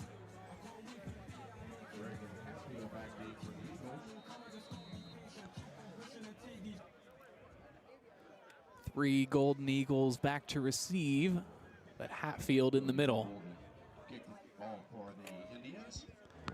It's a squib kick all the way back to Hatfield, who has some trouble with it. Picks it up inside the 5-yard line, just trying to get something out of it. And a great kickoff for Canal Winchester, and if they want to get started, that is a good place. Yeah, definitely. I mean, pinning them inside, very well near their 10-yard line. I mean, that's really difficult. And, you know, football is not going to dribble the same way as a basketball. That took all sorts of different shapes and turns, and it worked out in Canal Winchester's favor. Let's see if it results in such a long field that they're able to muster a stop and be able to try to get back into this game, Bryce. So now in very poor field position on their own 11-yard line. Stumpf hands it off. Burley stumbles forward. He's about 3 yards short of the first down marker. Good sign as well. Eli Stumpf, who went down on the hit, is back into the game. Jackson Barnicott filled in for him on just one play. Yeah, and good to see Eli back in the game. You know, no matter who your favorite team is or what's on the line for you, I mean, we all can come together to be grateful when players that are shaken up are okay and back in the game. No one wants to see a player leave under those circumstances. So now on second down, 2nd and 4, and a flag is thrown. False start will back Big Walnut up, and that doesn't help their case as it's now 2nd and 9. Yeah, and they're right back to the original line of scrimmage, very close to it. And so all of that effort by Nolan to be able to get the ball to 2nd and manageable, and you know they have to be able to stay on schedule. This Big Walnut team's not been able to call out of many holes tonight when they're back this far. And Burley picks up about a yard, but good job by the defense of keeping things settled. Yeah, and I mean, that false start, I mean, football's a compounding sport sometimes. I mean, that false start, I mean, you look at where they would have been without the false start. You're looking at a 3rd and 4. This is manageable. Big Walnut has been able to convert on these with relative ease throughout the season. But 3rd and 9, tonight, the larger trend has been that Canal Winchester's been able to hold the line on these 3rd and longs. So let's see if they're able to hold up here. On his left hip and 4 wide receivers. Showing blitz. Pressure there. Stumpf panicking. He's brought down. There's a flag thrown. This one back towards the wide receivers. We'll see what they decide to go with, but they ruled it a 4th down. Hardy on the sack. Still waiting for the call on the flag.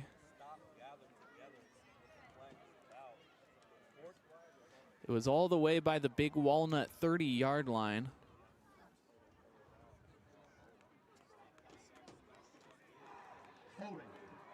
And a defensive holding. You can see it on the bottom left of your screen there on. I'm getting another look right by the Canal Winchester, slamming into the defensive back and holding him up. Yeah, that's a penalty that really hurts, Bryce. I mean, the difference there is you're looking at 4th down inside the 10-yard line. They're punting in their own end zone. You're getting good field position, presumably, but now you're giving them a fresh set of 6. And, you know, that is just not what they needed to be able to get back in this game. And so really, really costly penalty. Marla Evans Insurance Agency 1st down. And Burley shakes one-on-one with the tackler. Spin move, stays on his feet after he's tripped up, and he's finally brought down at midfield. Yeah, and there it is. You know, we talked about earlier, Bryce, him eclipsing 2,000 yards gained on the season. When you took net into consideration, he hadn't reached it just yet. He is now over 2,000 yards with that, including what has been the net loss. So officially 2,000 yards on the season altogether rushing. And 29 total rushing touchdowns on the season, 1 receiving, so 30 total touchdowns on the season, but he is looking for his 30th rushing touchdown here tonight. And if he keeps it up, he might be getting some on Saturdays too. Handing it off, showing play action, but they just give it to Burley. Picks up about 5, and it'll be 2nd down. Yeah, you're gonna see motion to the left, run to the right, eye candy. He's able to exploit that gap and be able to get it about, I would say, 5 yards. And this is where Big Walnut has made mincemeat all year long. These very long runs on 1st down. And, you know, as a defense, that plays a toll, Bryce. That plays a toll.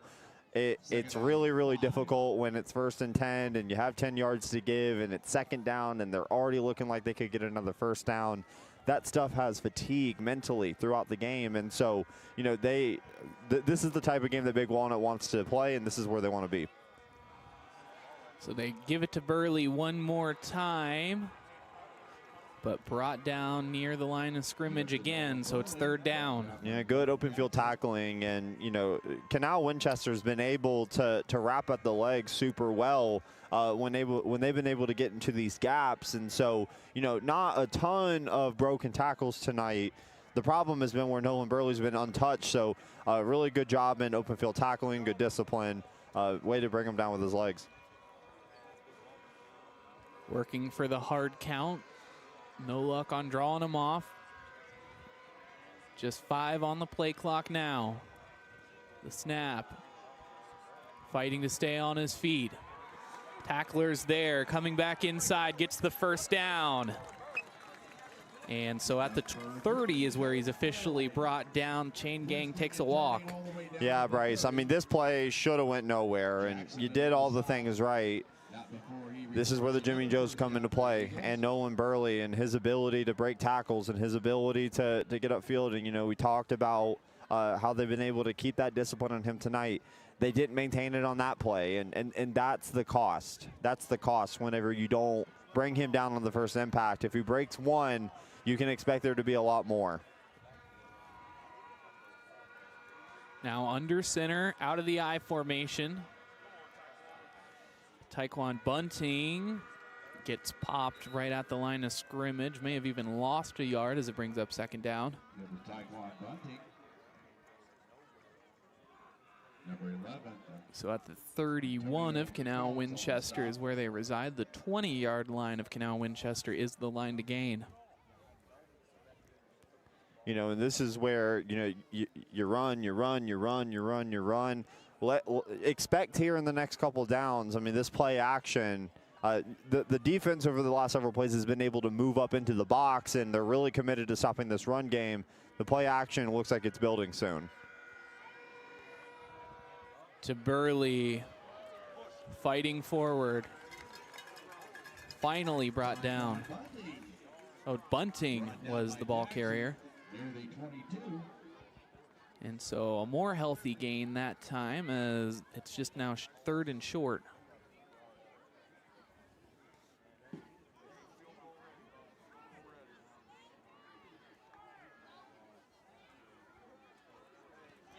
Third down 3. So 3rd and 3 is where we sit.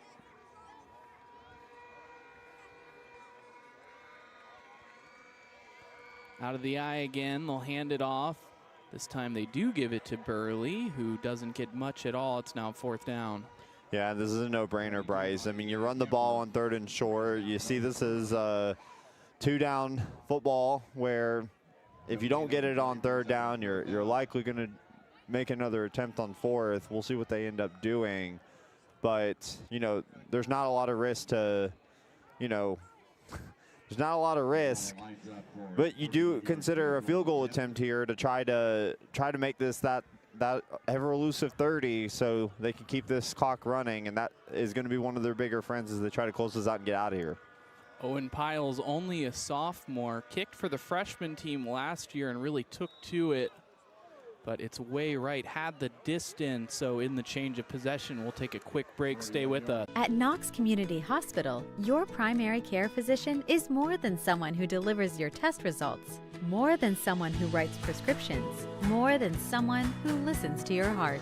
We are your healthcare partner who takes the time to know you, listen to your concerns, and provide you with expert personalized care to make and keep you well. Because to us, you're more than just numbers on a chart.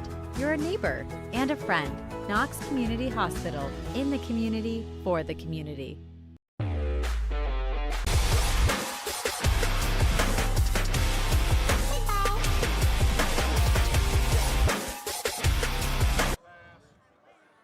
They'll look to pass here on 1st down on the 20-yard line, but incompletion for Canal Winchester will lead to 2nd down. Yeah, and they run this type of wide receiver screen again. He pops out. Well, really good play design, but as a receiver, you have a responsibility to catch first and then run. And when you lift your head a little too early, that's how you end up dropping the ball. And now you don't get any opportunity to be able to move the ball up the field. So 2nd and long.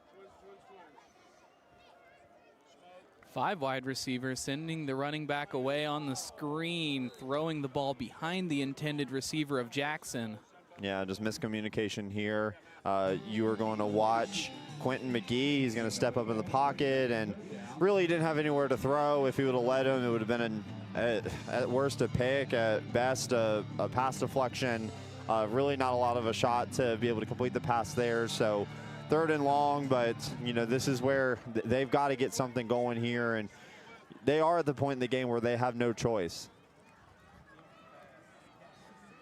So they'll throw, but not before he's brought down in the backfield. It's a sack. Yeah, coming into this game, I mean, they've had 21 sacks on the season, and it's only been piling it up tonight. Really good edge rush here, practically unblocked as he came off the edge, and you know, it looks like they're punting as much as it makes common sense to try to punt it away, and you would in any other situation. But to me, I don't know how they're going to be able to get 4 possessions at best out of it to be able to score. So, you know, they're running out of opportunities to be able to put points on the board, and that might be the story.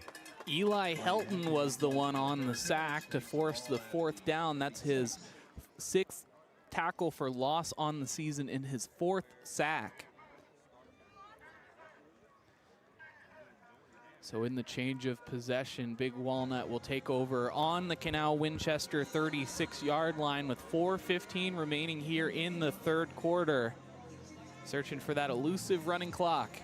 Yes, and you know, it's on the top of their minds, and you know, in a 4th down situation, again, I mean, they might reconsider whether they want to bring the field goal unit out, and big things for them to put points on the board. They can be out of here in a very short time if they can be able to get that touchdown they're looking for. Pitches it to Burley. Burley stays on his feet. He's got a foot race all the way to the goal line, and his 30th rushing touchdown of the season, Nolan Burley. Really special play. They're going to run a pitch route over to the right. He's going to cut up field, and the rest is Nolan Burley. He's been doing this all night long, and really just difficult to bring down once he gets a full motor. Excellent work. His 5th touchdown tonight. What a game in the playoffs, and they were going to get that running clock that they were looking for this entire 2nd half. So splitting the uprights on the PAT, Big Walnut leading 35-0 over Canal Winchester. Stay with us. At Knox Community Hospital, your primary care physician is more than someone who delivers your test results, more than someone who writes prescriptions, more than someone who listens to your heart. We are your healthcare partner who takes the time to know you, listen to your concerns, and provide you with expert personalized care to make and keep you well. Because to us, you're more than just numbers on a chart. You're a neighbor and a friend. Knox Community Hospital, in the community, for the community.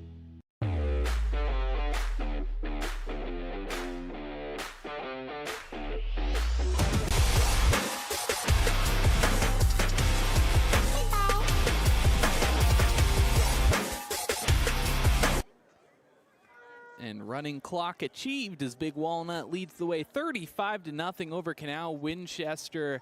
Another career night for Nolan Burley, 5 touchdowns. You know, something interesting, Bryce, analytically, as we look at how they do their kickoffs, you notice they run up to the ball and you think, you know, why did they do that? Was that a mistake? It's really not. What they're doing is when they run up, they're trying to see the motion. And a great run by the kick returner to give him some pretty good field position. Number 9, Dennis White, returns the Big Walnut. You know, Bryson, now we're in a running clock situation, and that's why preventing that touchdown was going to be so important, because this is not what they wanted. And you know, you really benefit from those times where the clock stops. You might even be able to squeeze like an unscripted timeout out of it, but with the clock constantly moving, that was probably a bigger deal than the touchdown itself. it just means that they're going to be out of time unless they can put a quick 7 on the board, and that's not going to bode well as this game is only getting closer and closer and closer to the final buzzer. Eli Hilton coming up with the tackle after a pickup of a few, so it's looking like Big Walnut will move on to the regional final game next Friday, and that'll be on neutral grounds. Last time we checked, Massillon was leading St. Francis de Sales 27-7. We'll take another look at that, but at the time it was looking like Massillon Jackson was gonna be, or the Massillon Washington Tigers were gonna be the winners. So up the gut they go. The ball carrier this time, Terrion Brooks, gets a few, but it brings up 3rd down.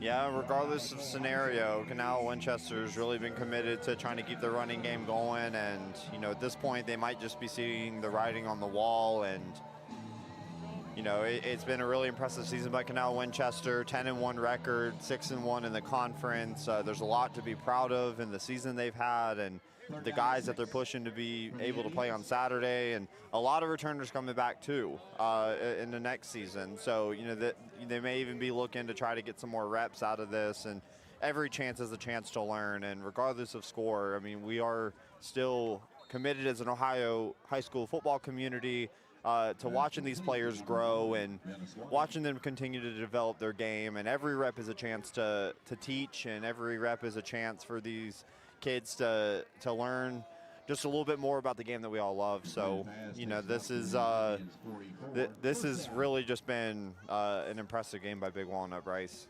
can't say enough about Nolan Burley and the night that not only he's had, but what's being under talked about is how impressive this defense has been tonight. There's not been a lot for Canal Winchester to work with. Just 20 seconds remaining here in the first quarter. McGee will roll out to his right, looking for a receiver, throwing it over the head of the intended receiver, Dre Jackson. It's incomplete. Yeah, you're looking at a little rollout here, and you know, trying to make some magic happen at this point in the game. There's not a lot you can work with, so he takes a shot, sails out of bounds, but going into the 4th quarter with that running clock.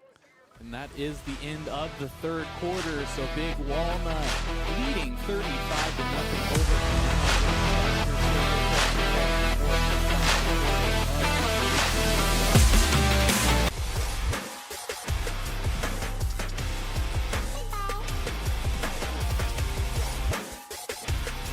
At Knox Community Hospital, your primary care physician is more than someone who delivers your test results, more than someone who writes prescriptions, more than someone who listens to your heart. We are your healthcare partner who takes the time to know you, listen to your concerns, and provide you with expert personalized care to make and keep you well. Because to us, you're more than just numbers on a chart.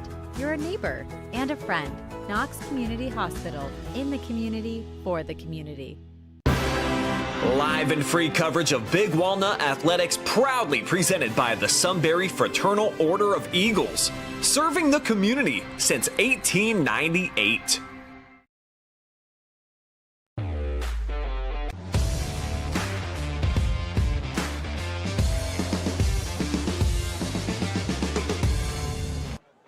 Second and 10 to begin the 4th quarter for Canal Winchester, 35-0. We have a running clock, and the tight end taking it over the middle, brought down inside of Golden Eagle territory.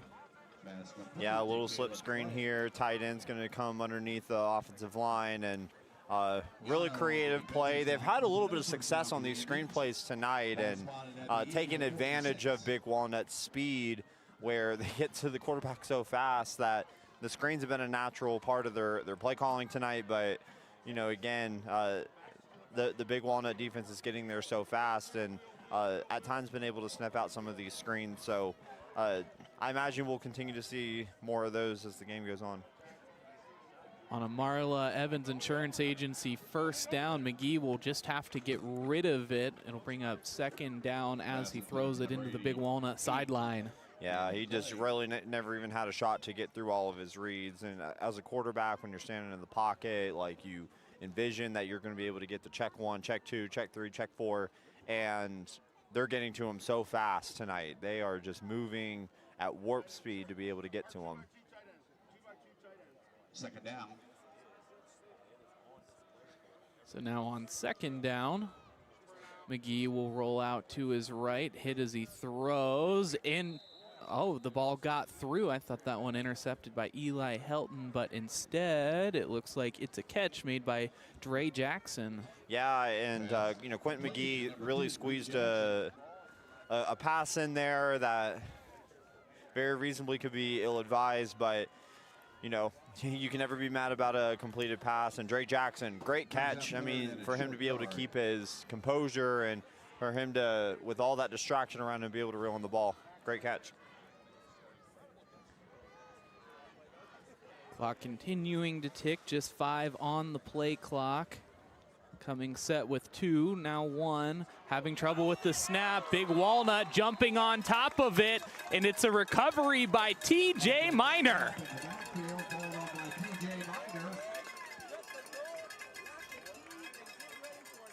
So Big Walnut taking over possession with 9:25 remaining here in the fourth quarter and ticking.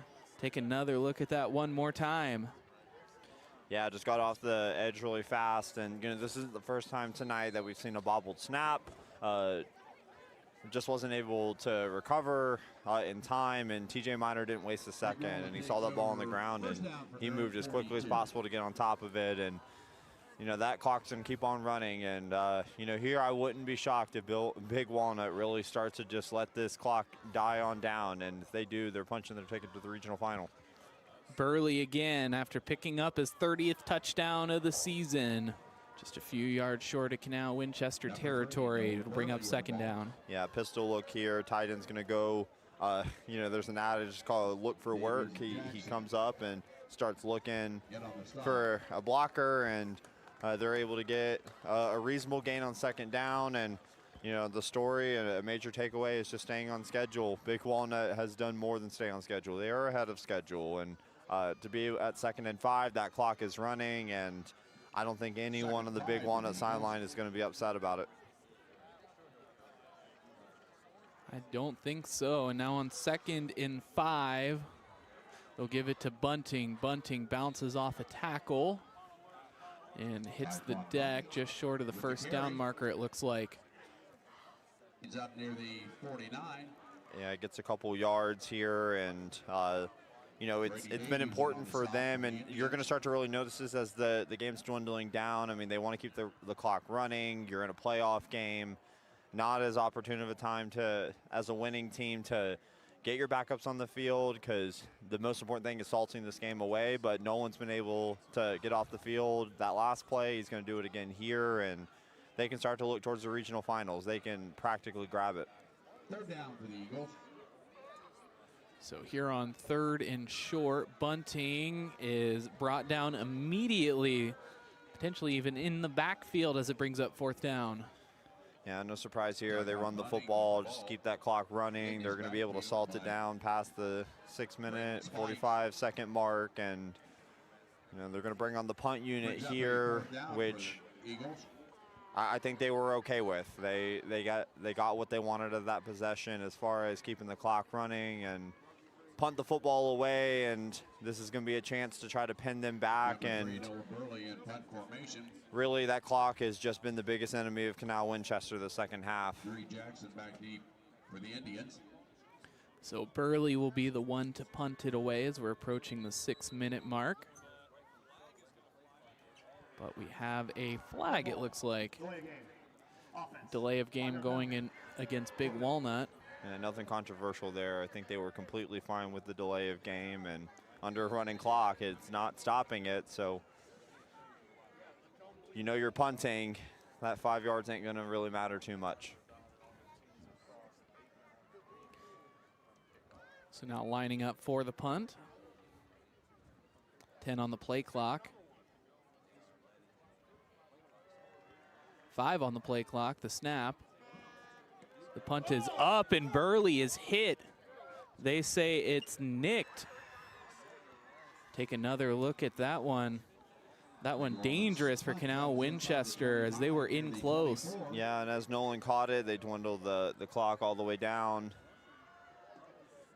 Looks like he got hit on the kicking foot. Unfortunately, you know, when you're able to actually land with the ball, that's going to prevent a penalty. But if he didn't touch that ball, that would have been a penalty. So Canal Winchester catches the big break there, but may not do too much justice at this point in the game. For the Indians from row 23.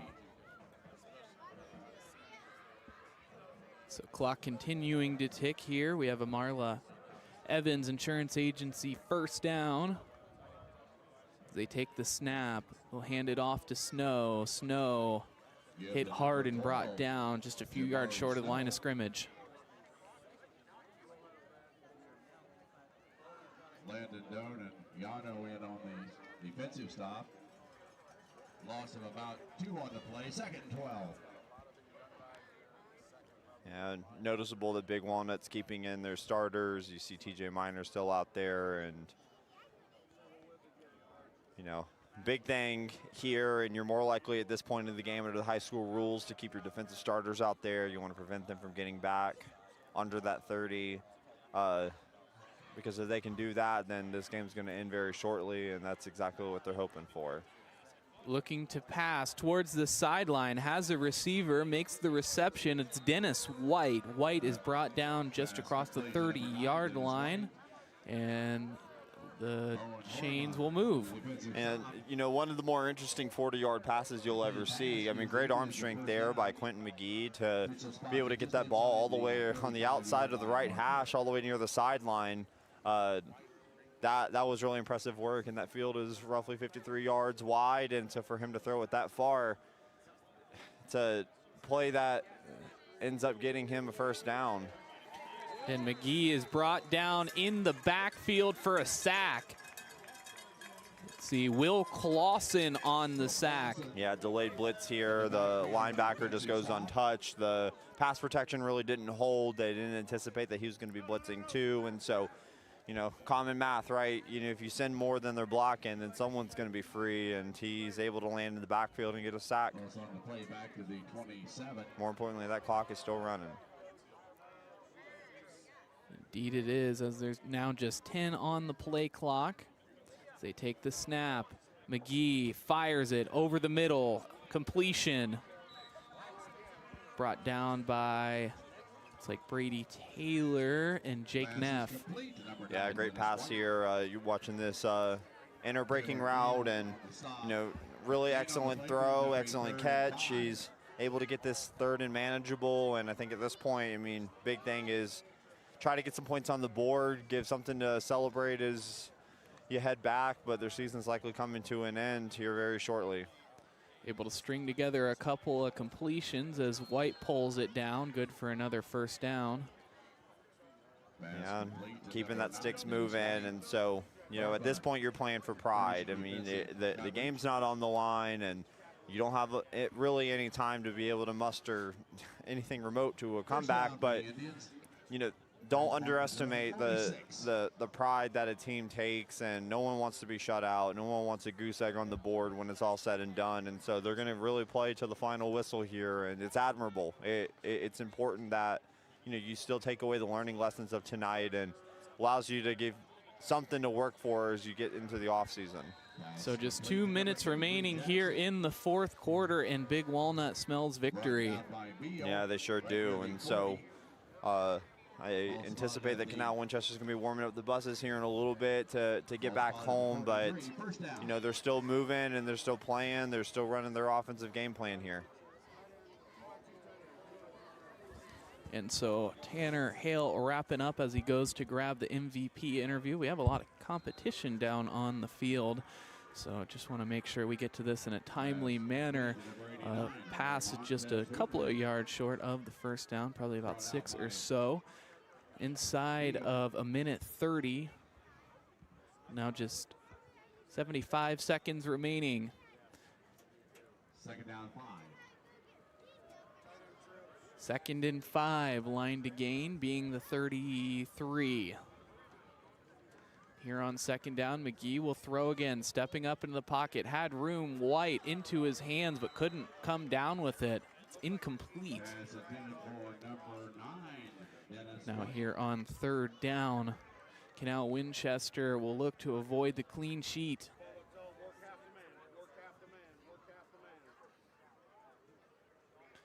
.40 seconds remaining, 25 on the play clock, so we'll have at least one more play. Be sure to stay with us after the game as we bring you the MVP interview, as well as the post-game show presented by Helpline of Delaware and Morrow Counties.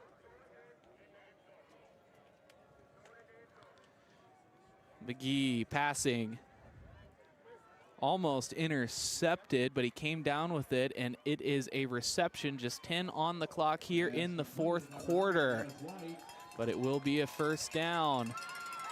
So with that, they will allow time to expire. Big Walnut, oh no, instead, Canal Winchester is going to call a timeout.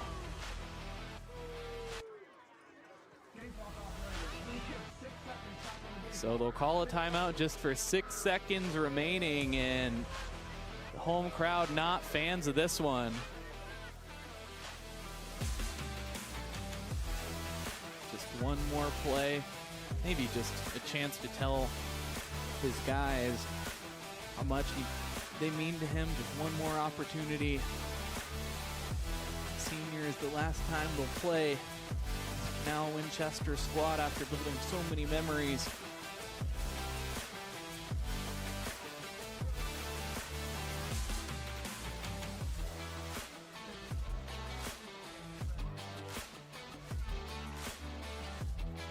Still talking it over along the sideline.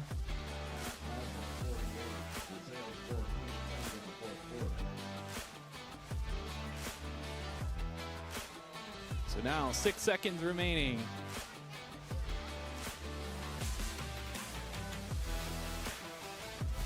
The snap in the dirt and just has to fall on top of it. And so now we will see the end of the game officially. Big Walnut winning this one 35-0 over Canal Winchester. Stay with us for the MVP interview and the post-game show coming up next.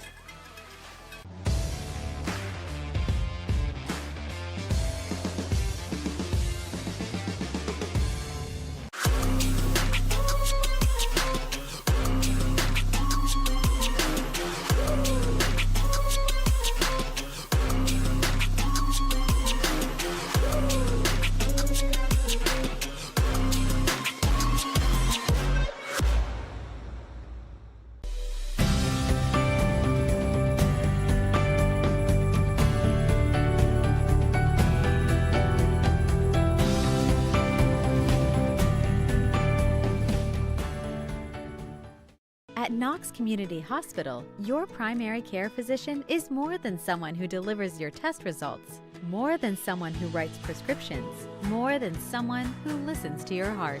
We are your healthcare partner who takes the time to know you, listen to your concerns, and provide you with expert personalized care to make and keep you well. Because to us, you're more than just numbers on a chart. You're a neighbor and a friend. Knox Community Hospital, in the community, for the community. Live and free coverage of Big Walnut Athletics, proudly presented by the Sunbury Fraternal Order of Eagles, serving the community since 1898. Take a look at all the action from Friday night football right here in North Central Ohio with great analysis, highlights, coach interviews, and so much more every single Friday night right here on the OH Report.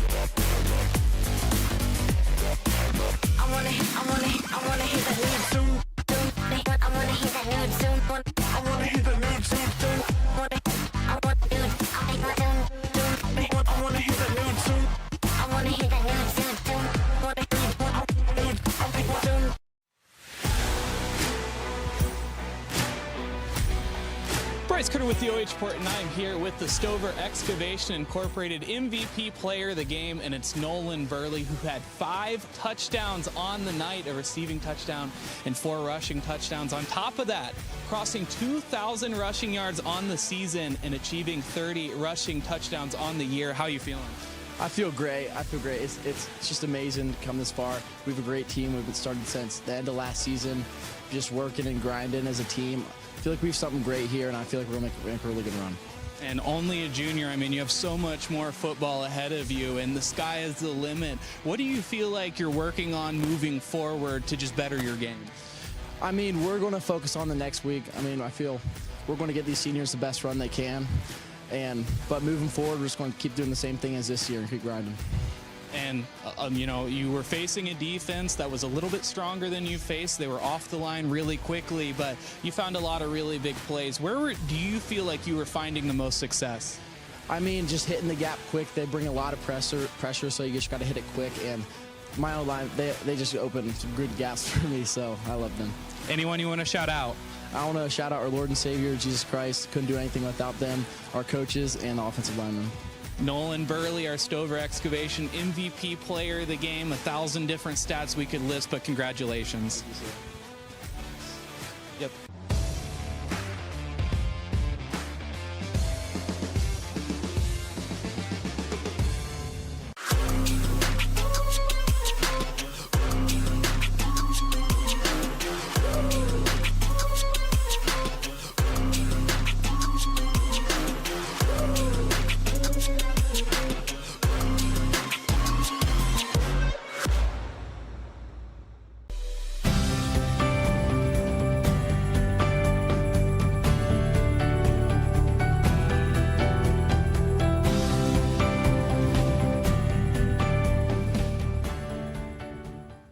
At Knox Community Hospital, your primary care physician is more than someone who delivers your test results, more than someone who writes prescriptions, more than someone who listens to your heart. We are your healthcare partner who takes the time to know you, listen to your concerns, and provide you with expert personalized care to make and keep you well. Because to us, you're more than just numbers on a chart. You're a neighbor and a friend. Knox Community Hospital, in the community, for the community. Live and free coverage of Big Walnut Athletics, proudly presented by the Sunbury Fraternal Order of Eagles, serving the community since 1898. Take a look at all the action from Friday night football right here in North Central Ohio with great analysis, highlights, coach interviews, and so much more every single Friday night right here on the OH.REPORT.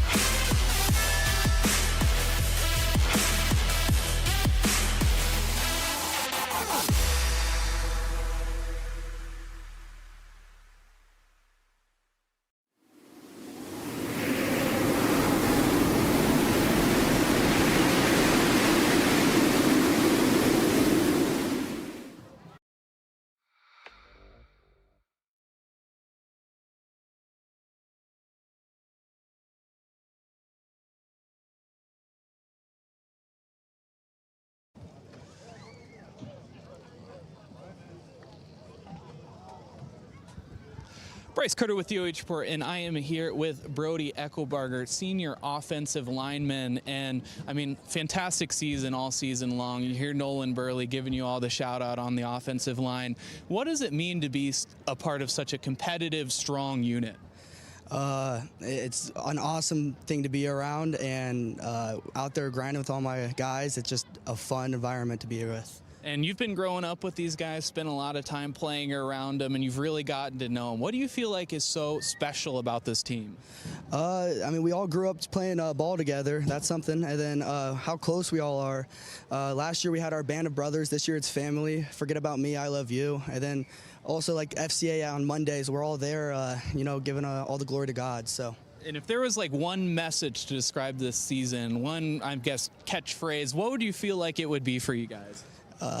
Family. Forget about me. I love you. It's just how we are. And anyone you want to shout out tonight? Yeah, I want to shout out my mom and dad, and then I also want to shout out Coach Krager and Coach Harden and Coach Metzger. Brody Eckelbarger, offensive lineman, senior here for the Big Walnut Golden Eagles. Checking out. Thank you. Thank you. Cool.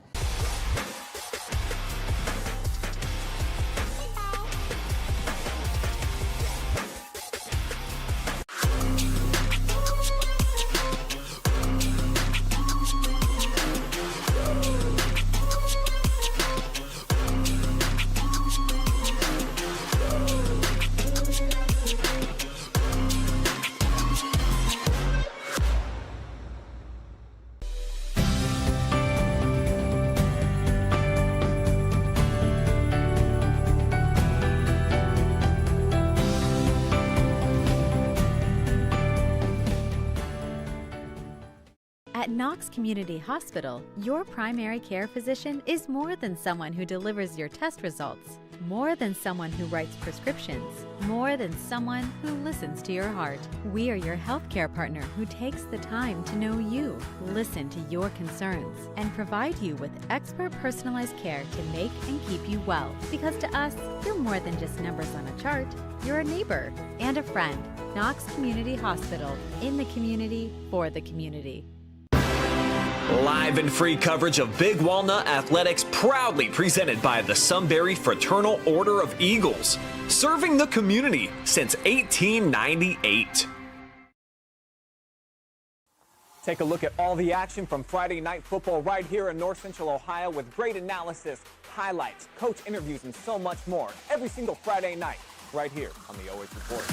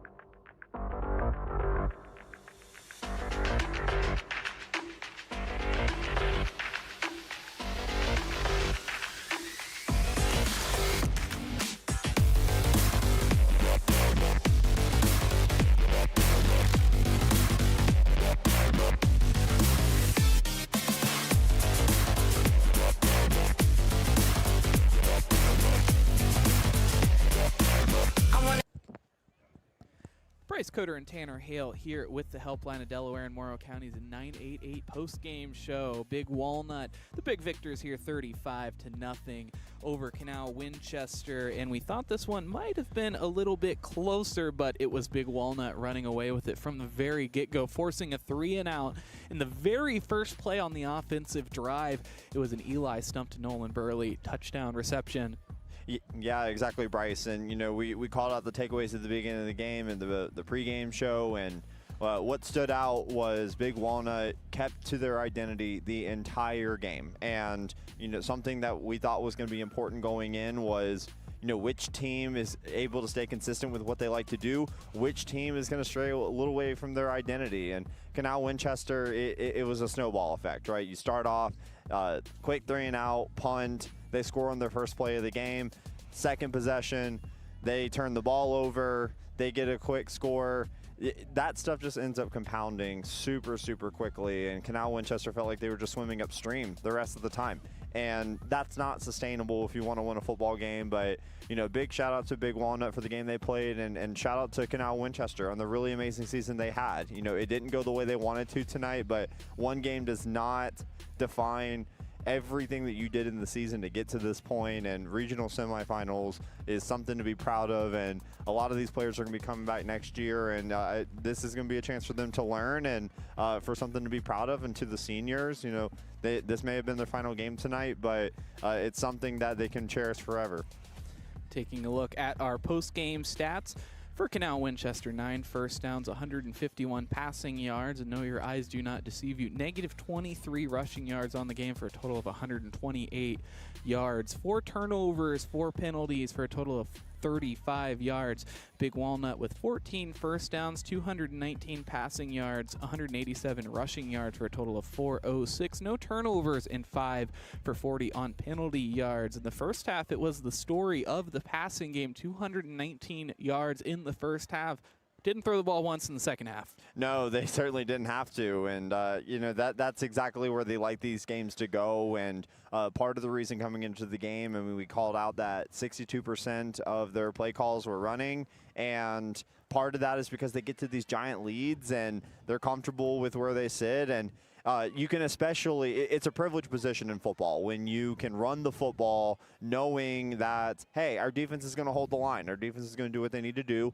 They're going to get the ball back for us. We can run the ball and even punt, even when we don't want to. But for them to be able to run the ball so effectively, and Canal Winchester, they brought the pressure, and that was brought up in your interview. And no one even acknowledged that, hey, they bring pressure. This is a stiff defense. But for him to be able to still exploit those gaps, turn those sometimes what could have been tackles for loss into 70-yard touchdowns, that stuff is backbreaking. And Big Walnut played the game they wanted to play. They were comfortable playing this on their terms. And Canal Winchester, you know, in the second half, they ran out of time. They ran out of time, and there wasn't a lot of opportunities in that second half to be able to generate the big plays they needed to get back in this ballgame. And Big Walnut will go on to play Massillon, Washington, and what will likely be at Arlen Stadium at Mansfield Senior High School. And looking forward to that one. I mean, this is going to be a highly looked at game, probably one of the highest pressure games in the state of Ohio. Yeah, definitely. We're all on the edge of our seat as we get to next Friday, and to see this game, and this is going to be a big test for Big Walnut on what they're capable of doing. And you know, the takeaways for tonight are going to remain in effect going into the next game. Can they continue to run the football with this level of effectiveness? Can they open up that passing game and create that balanced attack that they're only going to need to rely on more and more and more as the opponents get stronger and stronger and stronger? So Big Walnut, big win tonight, lots to celebrate. You know, what's that adage in life, Bryce? You know, you celebrate tonight, but you get to work tomorrow because their season's not over. Absolutely. And wrapping things up, I'm Bryce Coder, your director and play-by-play commentator for the evening. Joined in the booth, I'd like to thank Tanner Hale, making the trip all the way out on color commentary. Cam Seddon over on the camera, doing a fantastic job. As always, we'll take one more opportunity to thank all of our sponsors who support our live and free coverage of the OH.REPORT, local high school sports helpline of Delaware and Morrow counties in 988. Are you a friend or a family member struggling with depression, thoughts of suicide, or other mental health concerns? Helpline is here to listen 24 hours a day, 7 days a week. Call or text our free confidential suicide and crisis lifeline at 988 or text helpline to 898-211. Sunbury Christian Church, it's about relationship, not religion.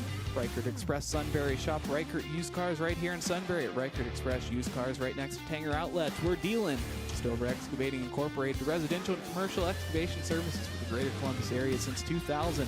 Marla Evans Insurance Agency, Knox Community Hospital in the community for the community, and the Sunbury Fraternal Order of Eagles 3614, serving the Sunbury community and proud supporter of Big Walnut football. New members are always welcome.